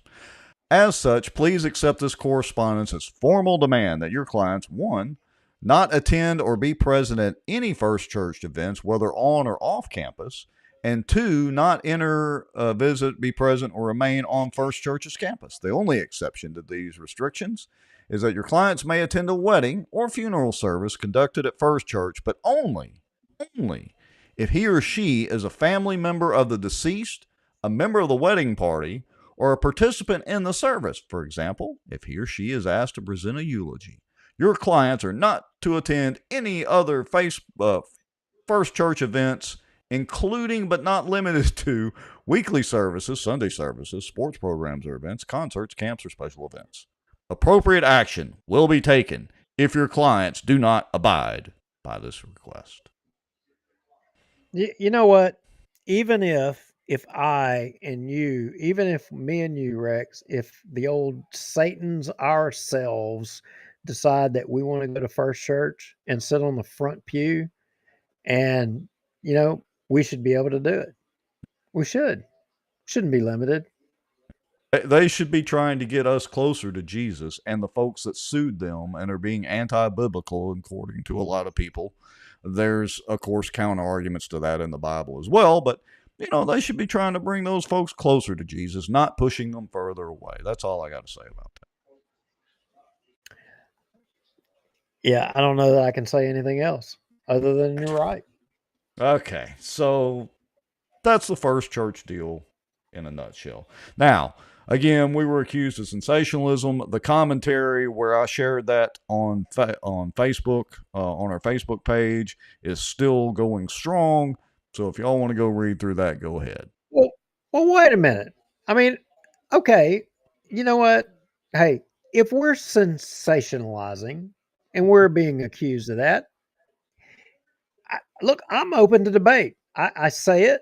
I've said it. We always promote debate between people. Mm-hmm. If y'all disagree with us, I mean, any of you out there, if you want to come on the show right now and debate this issue, and if you want to define the virtues of limiting who can attend a church or whatever and defend that, or say that it's right, wrong, or whatever, or you want to argue against us, by all means, message Rex, message me. You're come welcome on the to show. Come on the come show. On the Look, show. I do want to out. point I promise you, we won't beat you up. We won't. Not too bad. But all right, so here's the comment from Gary T. Rushworth. I don't guess I really know Gary, but says, seems bossierwatch panders to the sensationalism of church splits. Perhaps bossierwatch received a red Corvette also. No. And we haven't talked about any other church splits. At least I don't remember it, unless you did a show and I wasn't on and you were talking about some other church split. We did talk about a little bit about Cypress and a Corvette or something one show, but well, to Gary Rustworth, yes, I have a 1973 Corvette that actually I bought probably in the early 90s from a good friend of mine who had it while we were in high school in the 80s. And, I've had it ever since then. But no, it's not red. It's gray primer. And the sensationalism of the church split, I mean, yeah, did we get a lot of viewers? Did we make money off of it or anything like that? Absolutely not. Freaking, we don't make any money doing this crap. And does it bring any people loving us because we talk about First Church or the split in the church or whatever? No. You know why we talk about it? We talk about it because it is, look, I'm not as good of a Christian as I probably should be. And I think, Rex, you would probably say the same thing, but we are both. And I think we fall into the class of the majority of people that feel left behind by the modern day church, in that the priority is not on the faith, and the priority is on the church and how big it is and whether or not it has the fancy flashing lights or the big show. And that, in my humble opinion, is why we have a decline in our faith. That is the problem. I And couldn't. if that is us sensationalizing, then so be it. I own that like a freaking merit badge in the Boy Scouts. Well, I can't disagree with you there. I'm more of the Jesus flipping over the tables kind of guy with the money changers. All right. So I also want to point out this comment. This is Gary saying in response to Lynette. Lynette, trying to explain that we put information out there. Thank you, Lynette. But he says, I would have agreed with you if the article didn't start off with First Bossier legal shenanigans, which, is a favorite word of mine, shenanigans. First Bossier did not file against the group. The group filed suit against the church. But that doesn't... First Church is the one that sent the letter demanding that they stay off the property. That is absolutely the issue. And I respect the fact that they're the ones that sue the church. But you know what? The church has the higher obligation of trying to bring people closer to Christ. That's their job. That's it. They should be saying, you know what? If you guys want, now that we've got this, the dust is settled, it's over with. Come back. Let's talk about it. Come back. Let's share in our common faith together. If faith is what it's all about, they should be willing to and want everybody to come together and profess their faith together. That should be what it's about. Monica Hudson has a good comment for that. But first, your wife says, wait, y'all are getting a Corvette? And I tried to get her another Corvette, and she wouldn't have none of it. David Jones says he's hunted with you. He wants to go on a Corvette the next time. Now you've started a trend. hunting from a Corvette, strap the hog on. Well, I guess you'd have to put it on the front of the vet. I am not putting buckshot mutters on my 73 Corvette to take you duck hunting. It's not happening, David. It's just not happening. I'm sorry. But relating to what you were just saying about First Church, Monica Hudson makes a good point. She says 2 wrongs don't make a right. So I agree. So I would challenge Monica. And this is wrong. I shouldn't do this. I shouldn't even say this, but I would say, so do you think, and I say this to everybody. I mean, still we're over 150 folks watching live. I'm wondering, y'all think about Israel, think about Palestine. And do you think that Israel should just stop when, they're finding kids with their heads chopped off, when they're finding whole families murdered? Do you think Israel should just stop? Should we just let bygones be bygones? I'm wondering. I want to know, what do y'all think? Do y'all think that we shouldn't face evil? We should just withdraw? Is that what we should do? Is that what we're supposed to do? I don't really know the best way to put this. No, they should kill them all. I'm not saying all of them is in the families and the innocent people, but the ones that are attacking Israel right now, how do you know the difference? Well, that's a good question, and I'll play nicely in my commentary with that. But let me just say that the militants or whatever it was, because I've only scratched the surface of following the story the last couple of days, that directly attacked and are behind this, Israel should wipe them off the face of the earth. And I think they're pretty pissed and might just do that. So we'll see. I'm more of an Old Testament guy, and there's always this divergence a little bit in Christianity and being a Christian, because we're under the new covenant, which is the birth and life and death and resurrection of Christ. And so that basically wipes out Old Testament stuff. But then everybody wants to refer back to the Ten Commandments too. So I'm more Old Testament on this kind of stuff. I am too. And the sad reality is there is evil and there is good in this world. And there is a time for peace and there is a time for violence. And the time for violence is now. I mean, that is not something that we all want. And it turns my stomach to think that it's because of some of my fellow countrymen and their narrow-mindedness and their warped view of society about good and evil that is going to force, the blood of my family to have to be given up. I mean, but, it seems like that is a cycle of humanity. I mean, my grandfather was in World War II, served with Patton and the Hell on Wheels division, and countless people's blood was spilled, to defend our freedoms. And people forget that there's a consequence for the decisions that we make. And people in our society, when you start placing your self-interest, when you start placing things that are not in the best interest of everybody ahead, you place your own interests ahead of what's best for everybody.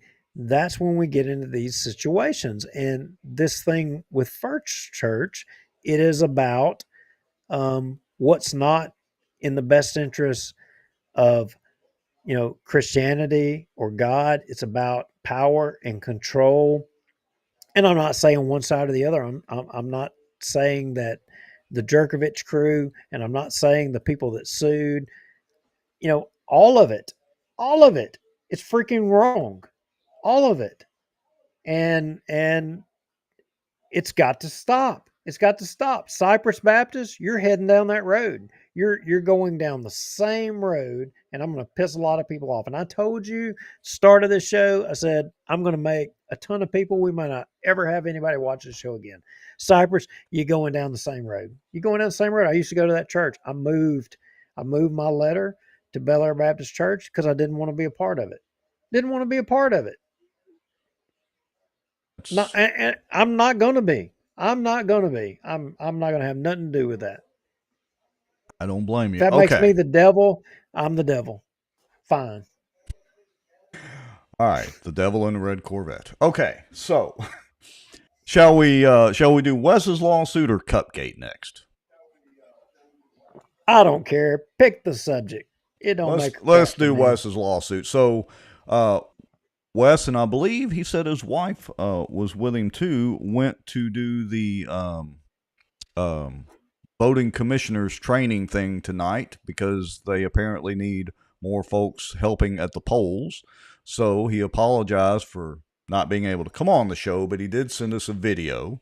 And so let me roll that video for just a few minutes. Here we go.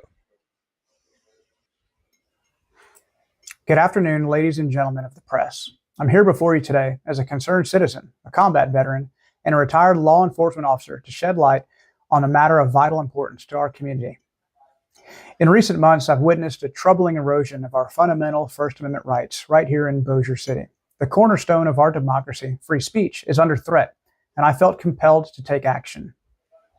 My name is Wes Marriott, and I filed a federal lawsuit today against Bossier City officials, including City Council members Jeff Darby, Jeff Free, David Montgomery, and City Attorney Charles Jacobs. These actions were taken because I firmly believe in the principles that our great nation was built upon. The lawsuit alleges numerous First Amendment violations, such as suppressing free speech, threats of removal, and secretive meetings aimed at limiting my participation in council affairs. This includes a gag order imposed by the city attorney on city employees. This lawsuit is important because a healthy democracy thrives on open discourse, dissent, and transparency. The First Amendment isn't just a right, it's a promise to the American people that their voices will always matter in government affairs.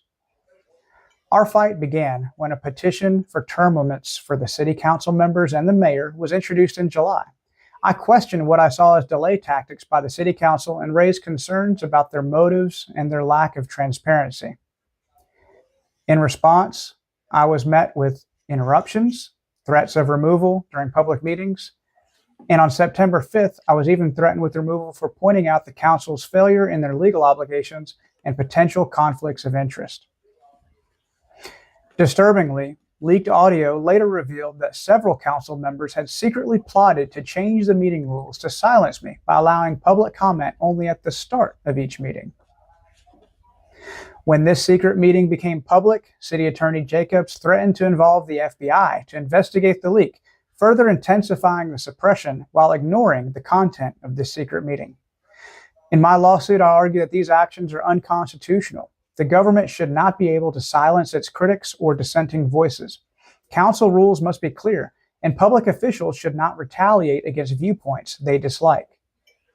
I'm seeking a court order to stop these unconstitutional acts, adequate training for the Council on First Amendment rights, corrections to the meeting minutes, and damages, legal fees, and costs. I'm honored to be represented by the Tulane First Amendment Law Clinic and their director, Katie Schwartzman, along with Sunshine Legal Fellow Melia Serrato and Virginia Hamrick. Our democracy is strengthened when citizens exercise their rights freely. It's time to ensure that these rights are upheld in Bossier City. Thank you. All right.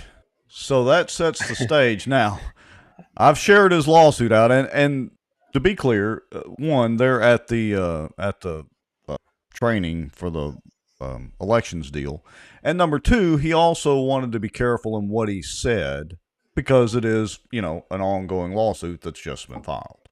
Okay. I got to jump in here because there's a couple of things I got to take issue with. One, Steve Stewart made a comment I got to address, and David Jones made a comment. We'll start with David Jones. David Jones, does he live in the city? Monica. David, look, you know what? Whether he lives in the city or not, I don't know is 100% applicable. And case in point, I was born in the city-owned Bossier Medical Center in 1970 by Dr. Machota. I don't live in the city now. I live in Benton. Does that not make me Bossier City? Do I not have a stake? Do I not have a say? Do I not have any ownership in Bossier City? Does that negate me from having an opinion? No, I think now, not to defend David too much, but I think that he was referring to the other comment, West Marriott for City Council, which would require that he live in the city.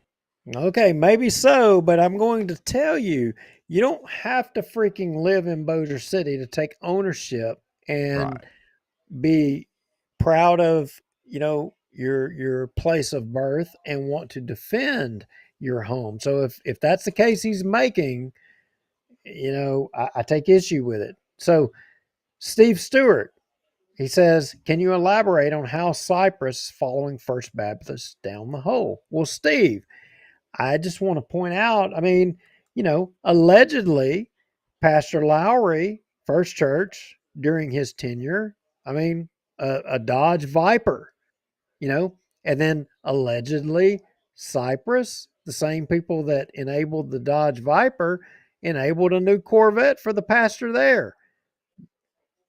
Similar thing there, don't you think? First Church at one time had, an aspiring congressman became a congressman, and now they have a congressman present. We're kind of going down the same road, right?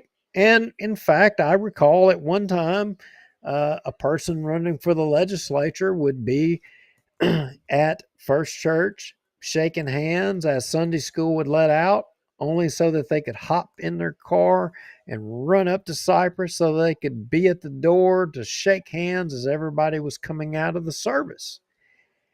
I don't know. I'm just some similarities there. What I don't know. Okay.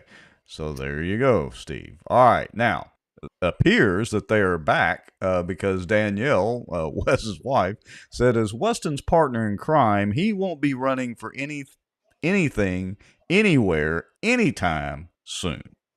So, And I got to tell you, I mean, and I'm going to say this, I really don't know Weston. I think I've met Weston personally, face to face, one time. He came to an RPEC meeting one time years ago. Shane Cheatham was the chairman at that time. He came to it, and I kind of thought, it's a quirky little guy. I didn't really know about him. He seemed like he was analytical and smart. I didn't really know 100% what to think about him, and then now I'm actually kind of glad he's around because he takes some of the pressure off of us on advertising about Bossier City. But I got to tell you, it would if he did run for office now, it would almost make everything that he's doing seem for naught. That the only reason he was doing it was that he was running for office. So it's always a I double-edged sword. I hope that he doesn't. I really do. I hope that he continues. I mean, and that's a double-edged sword here as well because I know you have aspirations to run for political office, and if you did, I would feel betrayed if you did. Wait, what? Say that again? I'm not running. Look, I told you when y'all called me to go and run for the PEC seat the first time that wasn't my thing. You see how that works? That's kind of like keywords that people put in posts Trigger words. so that they can agitate people. I mean, Trigger words. All right, so let me share this out real quick. So I've shared this on Bossier Watch's Facebook page, so you can go read it there. But he did have a press release as well as the actual suit itself. Both of those are on Bossier Watch right now, and so I would encourage you to go take a look at those if you haven't already. All right, now I want to bring up something here. Hold on just a second, because it's kind of related to this. Let me get rid of that screenshot. This is the response letter from Jacobs to the Attorney General's office. I'm not going to show all the pages of it because, again, this is on Bossier Watch as well. But I did want to highlight this one deal. This is talking about the secret meeting. All right. You guys are all familiar with the audio that we played and that the traditional dinosaur news media, legacy news media, whatever, has picked up on, and they've run with the story as well. So we're glad of that. But highlighted here in yellow and in the red box, talking about that allegation of a 4-member quorum. Here's what Jacob said. An impromptu and unplanned gathering of 4 city council members did take place in the office of the city council clerk. I will note that the allegation that Jeff Free, city council president, that he was present was incorrect. Mr. Free had already left the building prior to said gathering. We already knew that. The 4 members who were present were Jeff Darby, Don Williams, David Montgomery, and Vince Maggio. I'm surprised they weren't meeting in Vince's store in the cooler. Said gathering was unplanned and occurred as 4 city council members accidentally stumbled into Phyllis's office.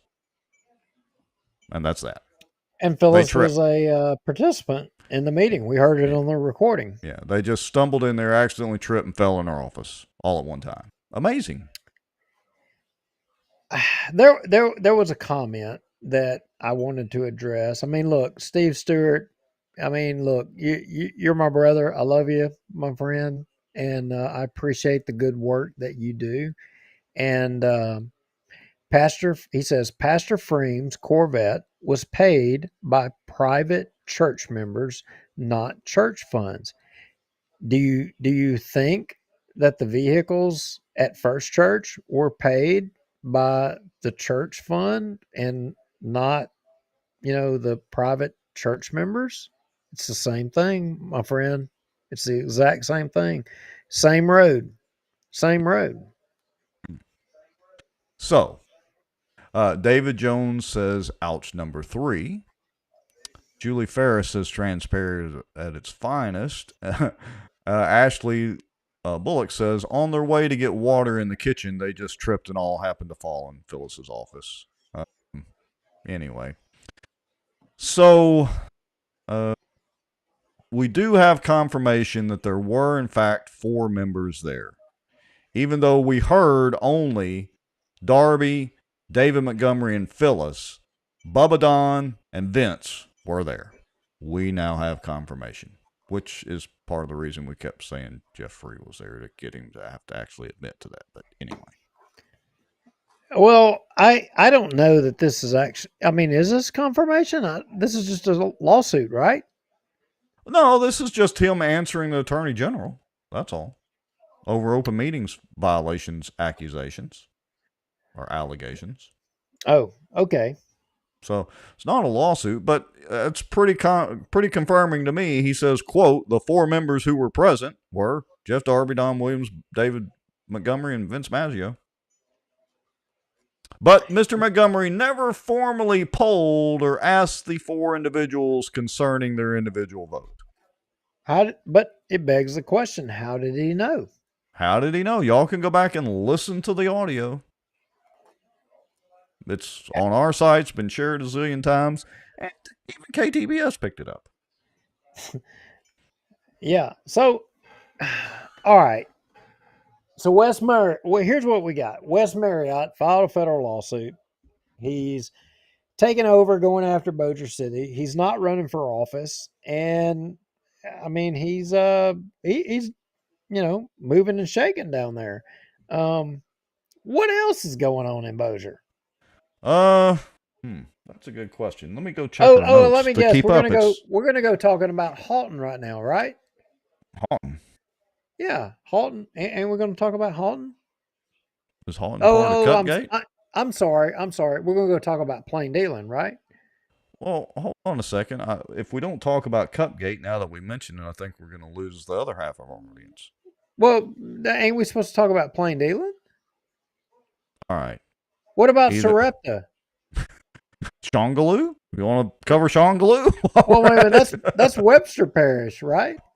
That's a good question. I think Shongaloo's in Claiborne. I think. Might be wrong. Well, David Womack, what about Elm Grove? We had some stuff we were going to talk about in Elm Grove too, wasn't we?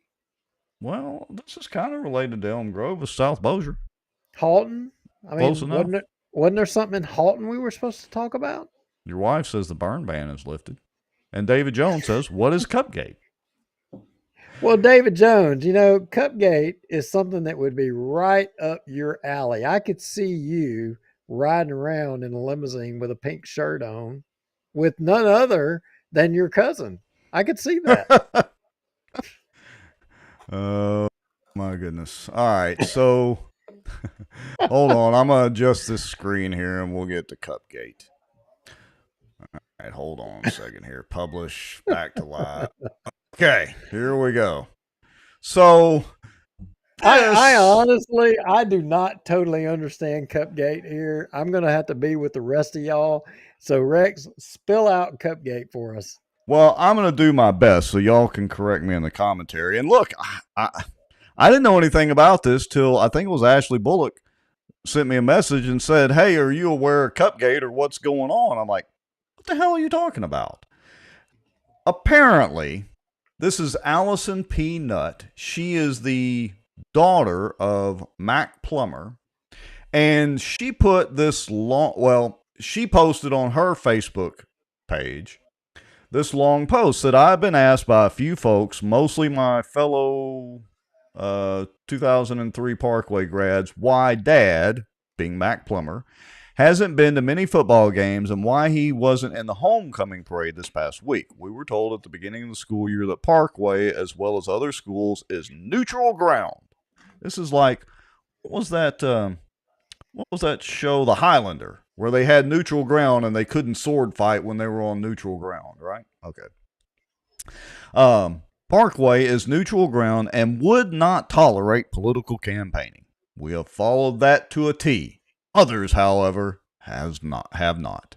This past week, not only was Dad's opponent riding around in the parade, as is his right, but he and his companions were passing out these cups.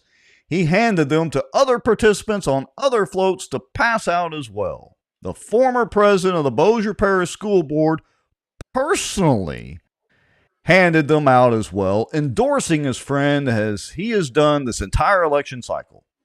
You may ask, why would I say something about this? It's their right to enter a float in the homecoming parade, right? Their right to wear pink hats and bring awareness to a cause so near and dear to our own family's heart. Well, you see, the forms the school board used for signing up to have a float in the Parkway homecoming parade specifically stated no politics on it. That's not quite what it said.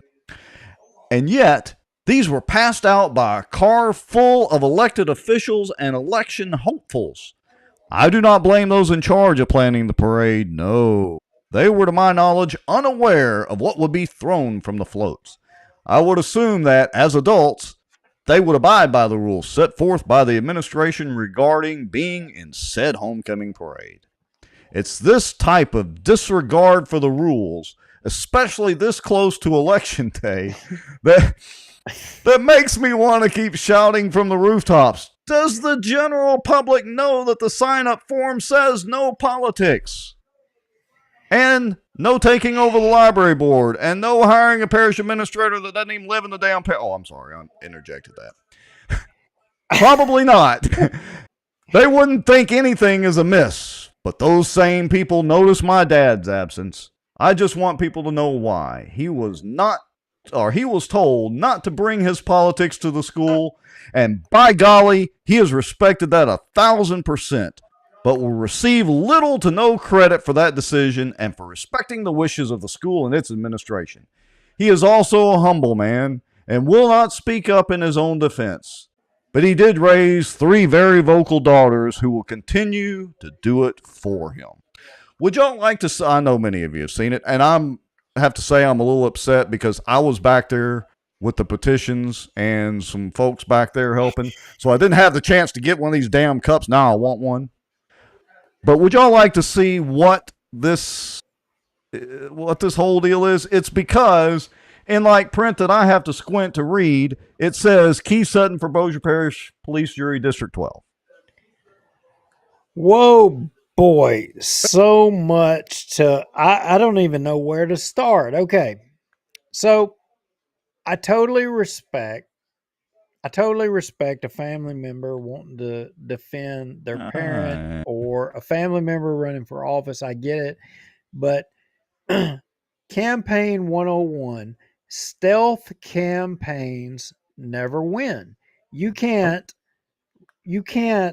not be in the political game and expect to win. You can't just sit on the sideline and expect to win. And this is classic stealth campaign tactics. You've got one opponent that is politicking and going hard and utilizing every opportunity. And good grief. I mean, who went to an airline football game and had a politician at the entrance handing out push cards? Did anybody see that? Benton High School. Did anybody see that? Parkway. Did anybody see that? I mean, I'm sorry. This is a false flag. And well, look, because you weren't there, you can't cry foul. I mean, you can't. I hate to interrupt you, but I'm with Ryan Haygood. I want to know, how do I get one of those damn cups? I was apparently within 10 feet of the cups. I saw them throwing the cups, and I didn't go get a cup, mostly because the kids and other people were grabbing them, and I didn't want to be rude. We were signing up term limits. I want a cup. I mean, look, the old adage of iron sharpens iron, it is true. And if the iron doesn't sharpen the other iron, then the first iron is going to win on this deal. I mean, that's the way that it goes. Well, I'm sorry. Let me just say that this post was shared in the Friends of Sobo group, and it absolutely blew up. Now, on her original post, there's only 27 comments that I can see, but it went nuts in the Sobo group, and it's since been deleted. I forget who shared it in the Sobo group. So unfortunately, you can't go back and see it now. But there's the offending cup of Cupgate. Well, that brings me. I mean, Jeff Sadow, you may have posted it here just a second ago. Jeff Sadow says Plummer has had yard signs up for months, but has yet to acknowledge on campaign disclosure documents spending to purchase them. Unless there are leftovers from 2015 or earlier, he would be in violation of the law. I mean, that's a good point. I mean, if rocks are going to be being thrown regarding Greg Bell, never ending good stuff from Greg Bell. Right. Oh, I don't get it. I mean, and look, you've been controversial, Rex. You've been throwing. Who, me? You've been taking shots out there, stirring people up, and we need to call you out too. What? I've been doing what? You don't say. Yeah. You've been using a few keywords to make posts that have gotten the dander up of a lot of people out there. I mean, you even shenanigans. Yeah. One of your favorite words, you use the term shenanigans, and you stirred a lot of people up. I want to know, do you really think that it was shenanigans? Do I think there was a top secret plot between Chris Smith, Shane Cheatham, Keith Sutton, Brian Hammonds? Who else was in the car? Maybe. I don't know. But I don't think they said, look, we're going to put this in, like size 6 font and hope nobody sees it. And then subliminal messaging, straight up back to the 70s and 80s. Subliminal messaging, people are going to vote for Keith. I don't know. Maybe so. The worst thought process that they all combined had was all agreeing to wear the pink shirt at the same time. That's the worst thought that they had. I just don't see them putting any more thought in it than that. Well, all right. So to continue on with Cupgate just a little bit. Don't leave Bamberg out of it. That's right. I forgot Dennis was in there. That's who I was trying to think of. Everybody that was in the car. Dennis was in on it too. Conspiracy. Yeah, and he was sporting that pink shirt well. I got to tell you. Oh, my goodness. All right, so hold on just a second. Let me see if I can... Hey, and Steve Stewart, I just wanted to pop up there and say, look, you said much respect, Duke, my friend, but we don't need to keep going back and forth. Keep up the great work. Appreciate that, Steve, and we agree. And look, I used to go to Cyprus, and I moved my letter again from Cyprus. I saw the direction it was going. That's not the direction that look, somebody once said to me, they said, look, you know what? There's people in society that need a certain type of pastor and a certain type of church to be able to preach to them. And, then there are others. I think Cyprus moved away from me, and therefore I moved my letter to a church that I thought more professed my faith than what the direction Cyprus was going. Cyprus today has the majority of people in the parish. They have all the politicians. They have everybody. And if you want to be in the who's who, Cyprus is where you need to be. And that's not a condemnation. I'm sure that there is a good word being preached there, but it's not for me. It's not for me. I love you, bro. All right. So, Shane wants to know, you didn't like their pink hats. He says, you didn't like our pink hats, Duke? I don't know that I noticed the pink hats. It was all the pink shirts. The pink shirts. All right. So, and somebody's asking, so I want to know, Shane, or somebody that has one of these cups, what does the cup say on the backside? Is it the Panthers logo again, or does it say in great big bold letters, vote for Keith, but you can't see it till you put something cold or hot in the cup when it changes colors? All right. I mean, look, I got to tell you, if Cupgate is the worst political conspiracy that we can come up with in Bossier, I mean, we got a lot of problems. I mean, good grief. I mean, come on. We have term limits, federal lawsuits going on. I do want to show Mac Plummer's response. Is that the best police jury attack that they can make in the Keith Sutton race? Is Cupgate? Well, now hold on just a second. So here's Mac Plummer's Surely response. they have better than that. You know, he doesn't normally get out there and defend himself, but I guess he felt he had to at this. Mac Plummer says, I haven't entered the fray on Facebook, mainly because my rule book tells me to turn the other cheek, just like you did to the library lady when y'all kicked her off the library. I have and will continue to offer the other. I am not inclined to respond to those who wish to question my integrity or why I choose to do what I think is best for me, my family, and the people I represent. Now, it really should be, if he's talking about being on the police jury, being a police juror, it should be the other way around. I think he subconsciously put it in the order that he was thinking. Him, his family, and then the people he represents. Should be the other way around. My opinion is that no one wins in the court of public opinion. Wait, you're running for public office. All right.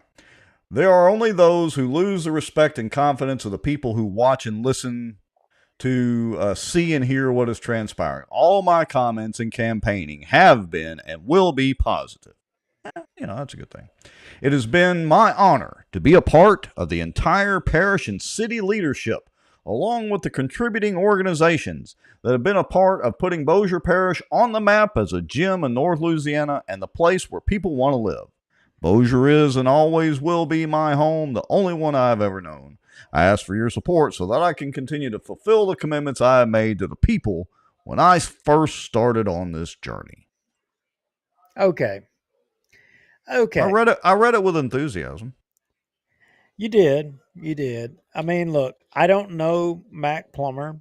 I don't know that I've ever met Mac Plummer, and Mac Plummer may be a fine individual, but what I would say, I will go back to, and Mac Plummer, your comments, and Juliana Parks, and Tom Salzer, Doug Rimmer, all you folks that are taking credit for the success and advancement of Bossier, it's not because of you. It's not because of you at all. In fact, I'm going to go back to George DeMint.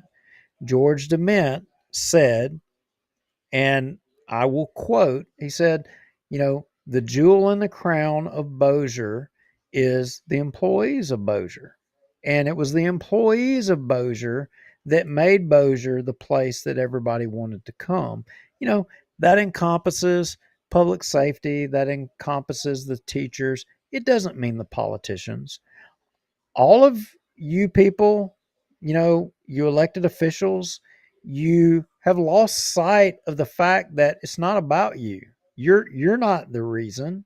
You're trying to lay claim to something that you had no part of. I mean, lay claim to the things that you have done, such as violating the law and taking over the library board and appointing members of the police jury, contrary to what statute says. Lay claim to your violating the law in appointing a parish administrator who is required by law to be a resident of this parish who didn't live in this parish. And that's fine. Y'all, like Juliana Parks did, can call me a liar only to then acknowledge that what I said was even accurate, and that when you did it, you knew you were in violation of the law. You knew that they weren't even a resident of the parish. But for your political purposes, lie to the public, tell them that we're the bad guys, that we're the devil, that we're the liars. I don't get it, Rex. I don't get it to y'all watching that these people, they tell you one thing and they do something else. And how is it they feel so emboldened to just outright lie to your face? How is it? And vilify the people that are exposing them. I mean, you were there. You seen it. We have the video. We recorded it. Juliana Parks called me a liar. Oh, And then repeatedly. Doug Rimmer gets up there and acknowledges that not only was what I was saying was true, but that they knew it before they did it, that he wasn't a resident of the parish. Oh, I yeah. mean, Well, she repeatedly called you a liar, and then Tom Salser opened mouth and changed feet multiple times during that meeting. I'm when I have time, I'm going to make some little short videos, and do my thing and get those posted on Bossier Watch because it was just gold. But you're right. They just do it and they don't even blink an eye. They hardly bat an eye. I don't understand this either. I mean, I do. Jeff Sadow, last show, Jeff Sadow made an interesting point, and I didn't completely grasp it when he made the comment during the live show. But since then, I'm pretty sure of what he was saying. Tom Salzer, Sobo guy. So all of y'all from Sobo watching, Tom Salzer was minimizing or trying to minimize the people of Bossier City who supported term limits for Bossier City government. He was trying to minimize your support in saying that it wasn't representative of the whole population. And he was basically trying to pour water on the fire, and I don't know if he understood it, that it was just a Bossier. I think he thinks that it was more than that in his ignorance. But Jeff Sadow pointed out that this is coming from a guy who's never run a race. He's never had one vote cast for him. Right. Well, if I understood that correctly. I think that is correct. Ashley Bullock says Tom Salser is District 11, which encompasses most of Shady Grove.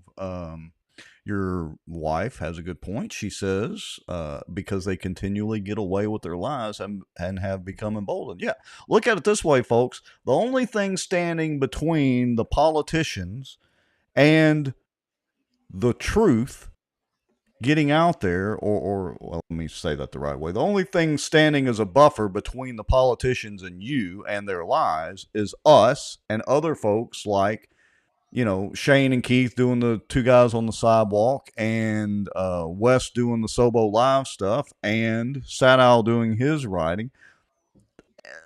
Not so much the news media. I mean, they only pick up and run with stuff once it gets, so loud that they can't ignore it anymore. We're the only thing standing in the way. Is it lies? Is it really lies? I mean, or is it laziness? Is it? Oh, it's lies. What? No. Let me. Well, okay. There's no misspoke and none of that horse crap. That's all political speak of people who don't have a set of nuts. I'm gonna play. They lie. I'm gonna play devil's advocate here. Okay. So if you're one of those guys and you get elected and you go in there, do you just defer to the parish or city attorney to tell you what to say or do? And if they say this is what we should do, we do it, and we don't question it, and we don't do any homework. I mean, so my question becomes, if that's what they're doing, that indicates to me that they're not studying the topic and they're just deferring to somebody to tell them what they should do, and they're not doing the bidding of the people. It's laziness. It's not that they're lying, because if they were lying, that means they know for a fact that it's wrong and they're choosing to deceive the public and do. I don't know if it's not lying or laziness. I think it's probably both. I can name plenty of instances where it's flat out lying.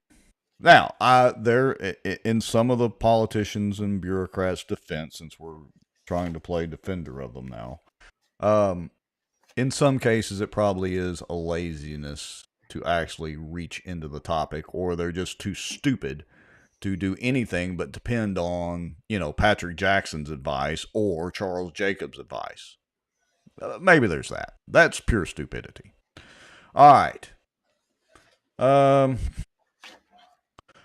That's pretty much everything I think we had on the list. I mean, we've been rambling on now for 2.5 hours. We've still got 120 some odd people watching. That's pretty darn good. You got anything else, Mr. Lowry? Anything else we need to go over, talk about? What did I miss? Did anyone want to weigh in on our mistakes in our articulation of the church stuff? First Church, Cypress. I mean, Steve Stewart was commenting. Steve is a good friend of mine. I mean, look, y'all may not know a lot about Steve, but Steve, he has a deal where he cooks food for a lot of the indigent people and people who are in need of that can't cook for themselves and stuff. He cooks these meals and stuff, and I've donated to him and his cause to cook meals for people, and he goes and distributes them out. Steve, he doesn't advertise it. He is a great guy, a faithful servant, and respect him immensely. And I appreciate Steve's comments, but we had other folks that wanted to come on the show ahead of time, and we said, you know what, we're going to open this up to everybody. If anybody wants to come in and give their 2 cents and say, hey, y'all are wrong, and here's why, we want to open it up to everybody. Yeah, everybody's welcome to come on. I want to address the question from Danielle Marriott. She says, I have a question. Who named this episode Weston Rising? I'll never hear the end of it. Guilty as charged. And to be honest, I See a Bad Moon Rising playing in the back of my mind all day. Yeah, who was that? Was that Three Dog Night? Was that the name of the group? I think it was. I I should know that remember. already. Weston says, thank you for covering our suit. Sorry we're late to the show. Oh, look, I want to address one last topic because I would be remiss if I didn't. So I also shared out on the Facebook page one of Doty's videos, and I put on there that more of your shenanigans. More of my shenanigans. Let me see if I can find this thing. Hold on just a second here. And I shared out that she had ditched our meeting. What did I say? She had ditched our meeting. What exactly did I say? You said I don't remember. You said she bailed or she bailed. Yeah, that's it. All right. So hold on. Let me go over here. Let's see. Oh, Creedence Clearwater Revival. There you go. CCR. Yes. Thank you. Sir. It's difficult to think of some of those things on the fly, but here we go. Okay, so here it is. So, and I'm guilty of it. I'm the one that posted it, but said we've heard from Chris Turner, and here is Representative Doty Horton. Although she did bail on the debate, what say y'all? Now, let me be clear. I'm not in Doty's district, but I absolutely support Doty. If I were in her district, I would vote for Doty. One, she stood behind the burn chamber ordeal.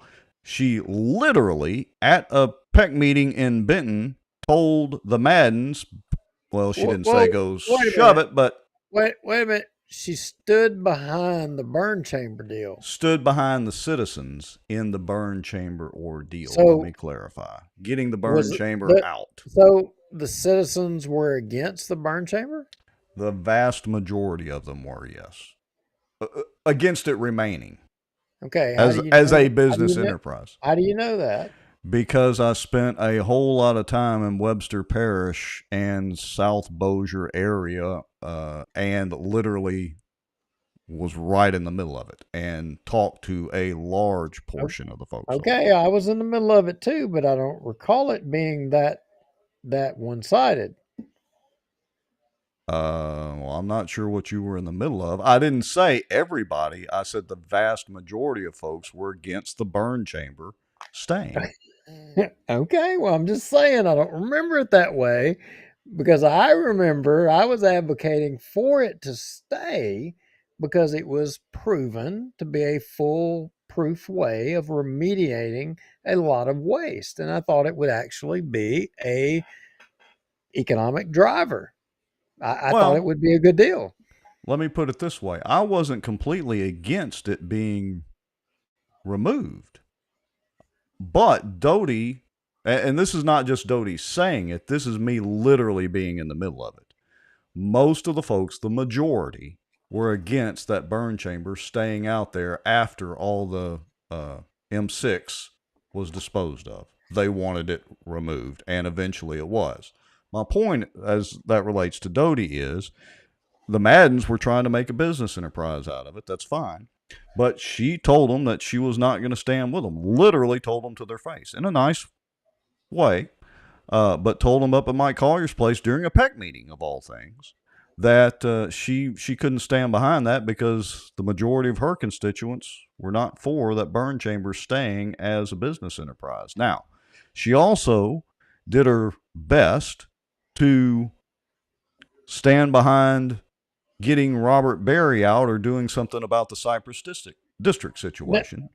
She got look, railroaded a little bit by some lobbyists, but now look, I respect on the burn chamber thing that if the perception was that a majority of the citizens didn't want it, I don't know if that's conclusive or not, but I will respect, because the truth of the matter is I don't think it was. I think it was a coin flip as to whether or not the majority of people wanted it or against it. I don't know that you can really say for sure one way or the other. But if she felt like that the majority of citizens felt that way, I commend her for standing with the people. On the Cypress district, I definitely I have to give her credit, because I know without a shadow of a doubt on that one, I agree with you that the majority of citizens up here feel like the Cypress district, me included, that the Cypress district is running over people up here. And she wholeheartedly didn't go along with the good old boys, which is why a majority of them are all chomping at the bits to see her gone. She stood with the people up here. yes, Totally she did. agreed. But that's not what we're talking about. What we're No. talking about is you said she bailed. Well, yeah, because she did. She had a meeting to, and I'm not trying to throw her under the bus. It's just the facts. She had a meeting to attend in Baton Rouge or whatever it was. Well, But she's not the chairman of the committee, and look, here's what I'm gonna say. Okay, we had a debate scheduled. We scheduled a date. She agreed to come on. And okay, she emailed and said a committee meeting has been scheduled and she has to participate regarding taxes. So, should she have come on the debate, or should she have went to the committee meeting? well, that's not the point. The point is she should have at least offered to reschedule, and she did not. Well, no, that's accurate, because That is 100% accurate. She that has is, both of our phone numbers. As a matter of fact, that, I even saw her in that is between that accurate. time frame at what's the seafood place over there? I always forget the name of it. Right there by Andy's Custard. Anyway, I saw her and Gary in there eating. She's got both of our phone numbers. She could have, hey, I'd like to reschedule, or can we do it on another night? Now, I'm not faulting her for that. Again, if I could pull the lever for in their district, was District 9 or whatever, I'd pull the lever for Doty. And nothing against Chris. We had a really interesting conversation with Chris. I just don't think he's running for the right office. But I would pull the lever for Doty in a heartbeat. So I want to put that to rest, that it's not flying burger. Thank you, Stephen. Well, so I want to put that debate that I'm not trying to do that to, carry any water for Chris Turner, because I'm not. Well, I mean, look, this issue brings a lot of questions, because we tried to put a lot of debates together, and in fact, one in particular, Alan Seaball, aka Biscuit, and the coach down there, we tried to put a debate together for them. I mean, I I mean, look, you know I don't have no love lost for Seabiscuit. I don't. I mean, I think he is pompous. I think he is arrogant. Is he conservative? Yeah. Is he limited government? Yeah, he is on all that stuff. But I sucked it up. I asked him, I said, hey, put a debate together. Will you debate, the coach down there? And he said, absolutely. Yeah. He agreed. Sent a message to the coach. And what did the coach say? Nope. Ain't gonna have none of it. Calf rope. Not doing it. He wouldn't debate him. So You got to gotta tell respect you, somebody that will debate. yeah, as bad as it pains me to say it, the fact of the matter is Seaball was willing to debate. Sure. He was And willing to show up. so on this deal with Doty and Chris, if you want to say that there's some other reason why that there wasn't a debate took place here, the truth of the matter is I believe all candidates, regardless, you should debate. I mean, the public deserves and I'm not talking about a forum. Here's the problem, because there's too many of these stupid forums where the candidates you get up there, hi, my name is Joe Blow. I believe that the sky is blue, and when the wind blows, it's cold. I'm a Christian conservative. That's the buzzword now. Yeah, and I support the Second Amendment, and you know what? I'm against abortion. Rah, rah, rah, rah, rah. Enough of that crap. I mean, we've had enough of that. And the mainstream media, you're the worst at doing it. I mean, I'm sorry. Enough of that crap. Let's get the candidates together, and y'all need to argue and debate. Whether you like each other or not, that's how we know. Just like, and I don't care, Juliana Parks, you can hate my guts forever. I could give a damn less. In fact, okay, here's another part of that where if everybody watching wants to cut us off, I mean, I'm sorry. I appreciate the fact that you guys watch us and you listen to what I'm saying. If I offend you, I'm sorry that offends you. But you know what? That's part of debate. It's part of debate that I offend you. You're welcome to comment and tell us that you don't agree with us, and that you think we're stupid, you think we're ugly, you think we're vile, whatever. You're free to do all that. I don't care. But it's only through that dialogue that we progress. And when politicians don't agree to debate or to have that dialogue back and forth, we're not made better. In fact, we're made worse. We're made weaker. I mean, we have to have that. And we're not having enough of that. We're having these stupid forums where people say, I'm the prettiest candidate, rah, rah, rah, you should vote for me. And we're not getting down to the substance. We've got to have more than that.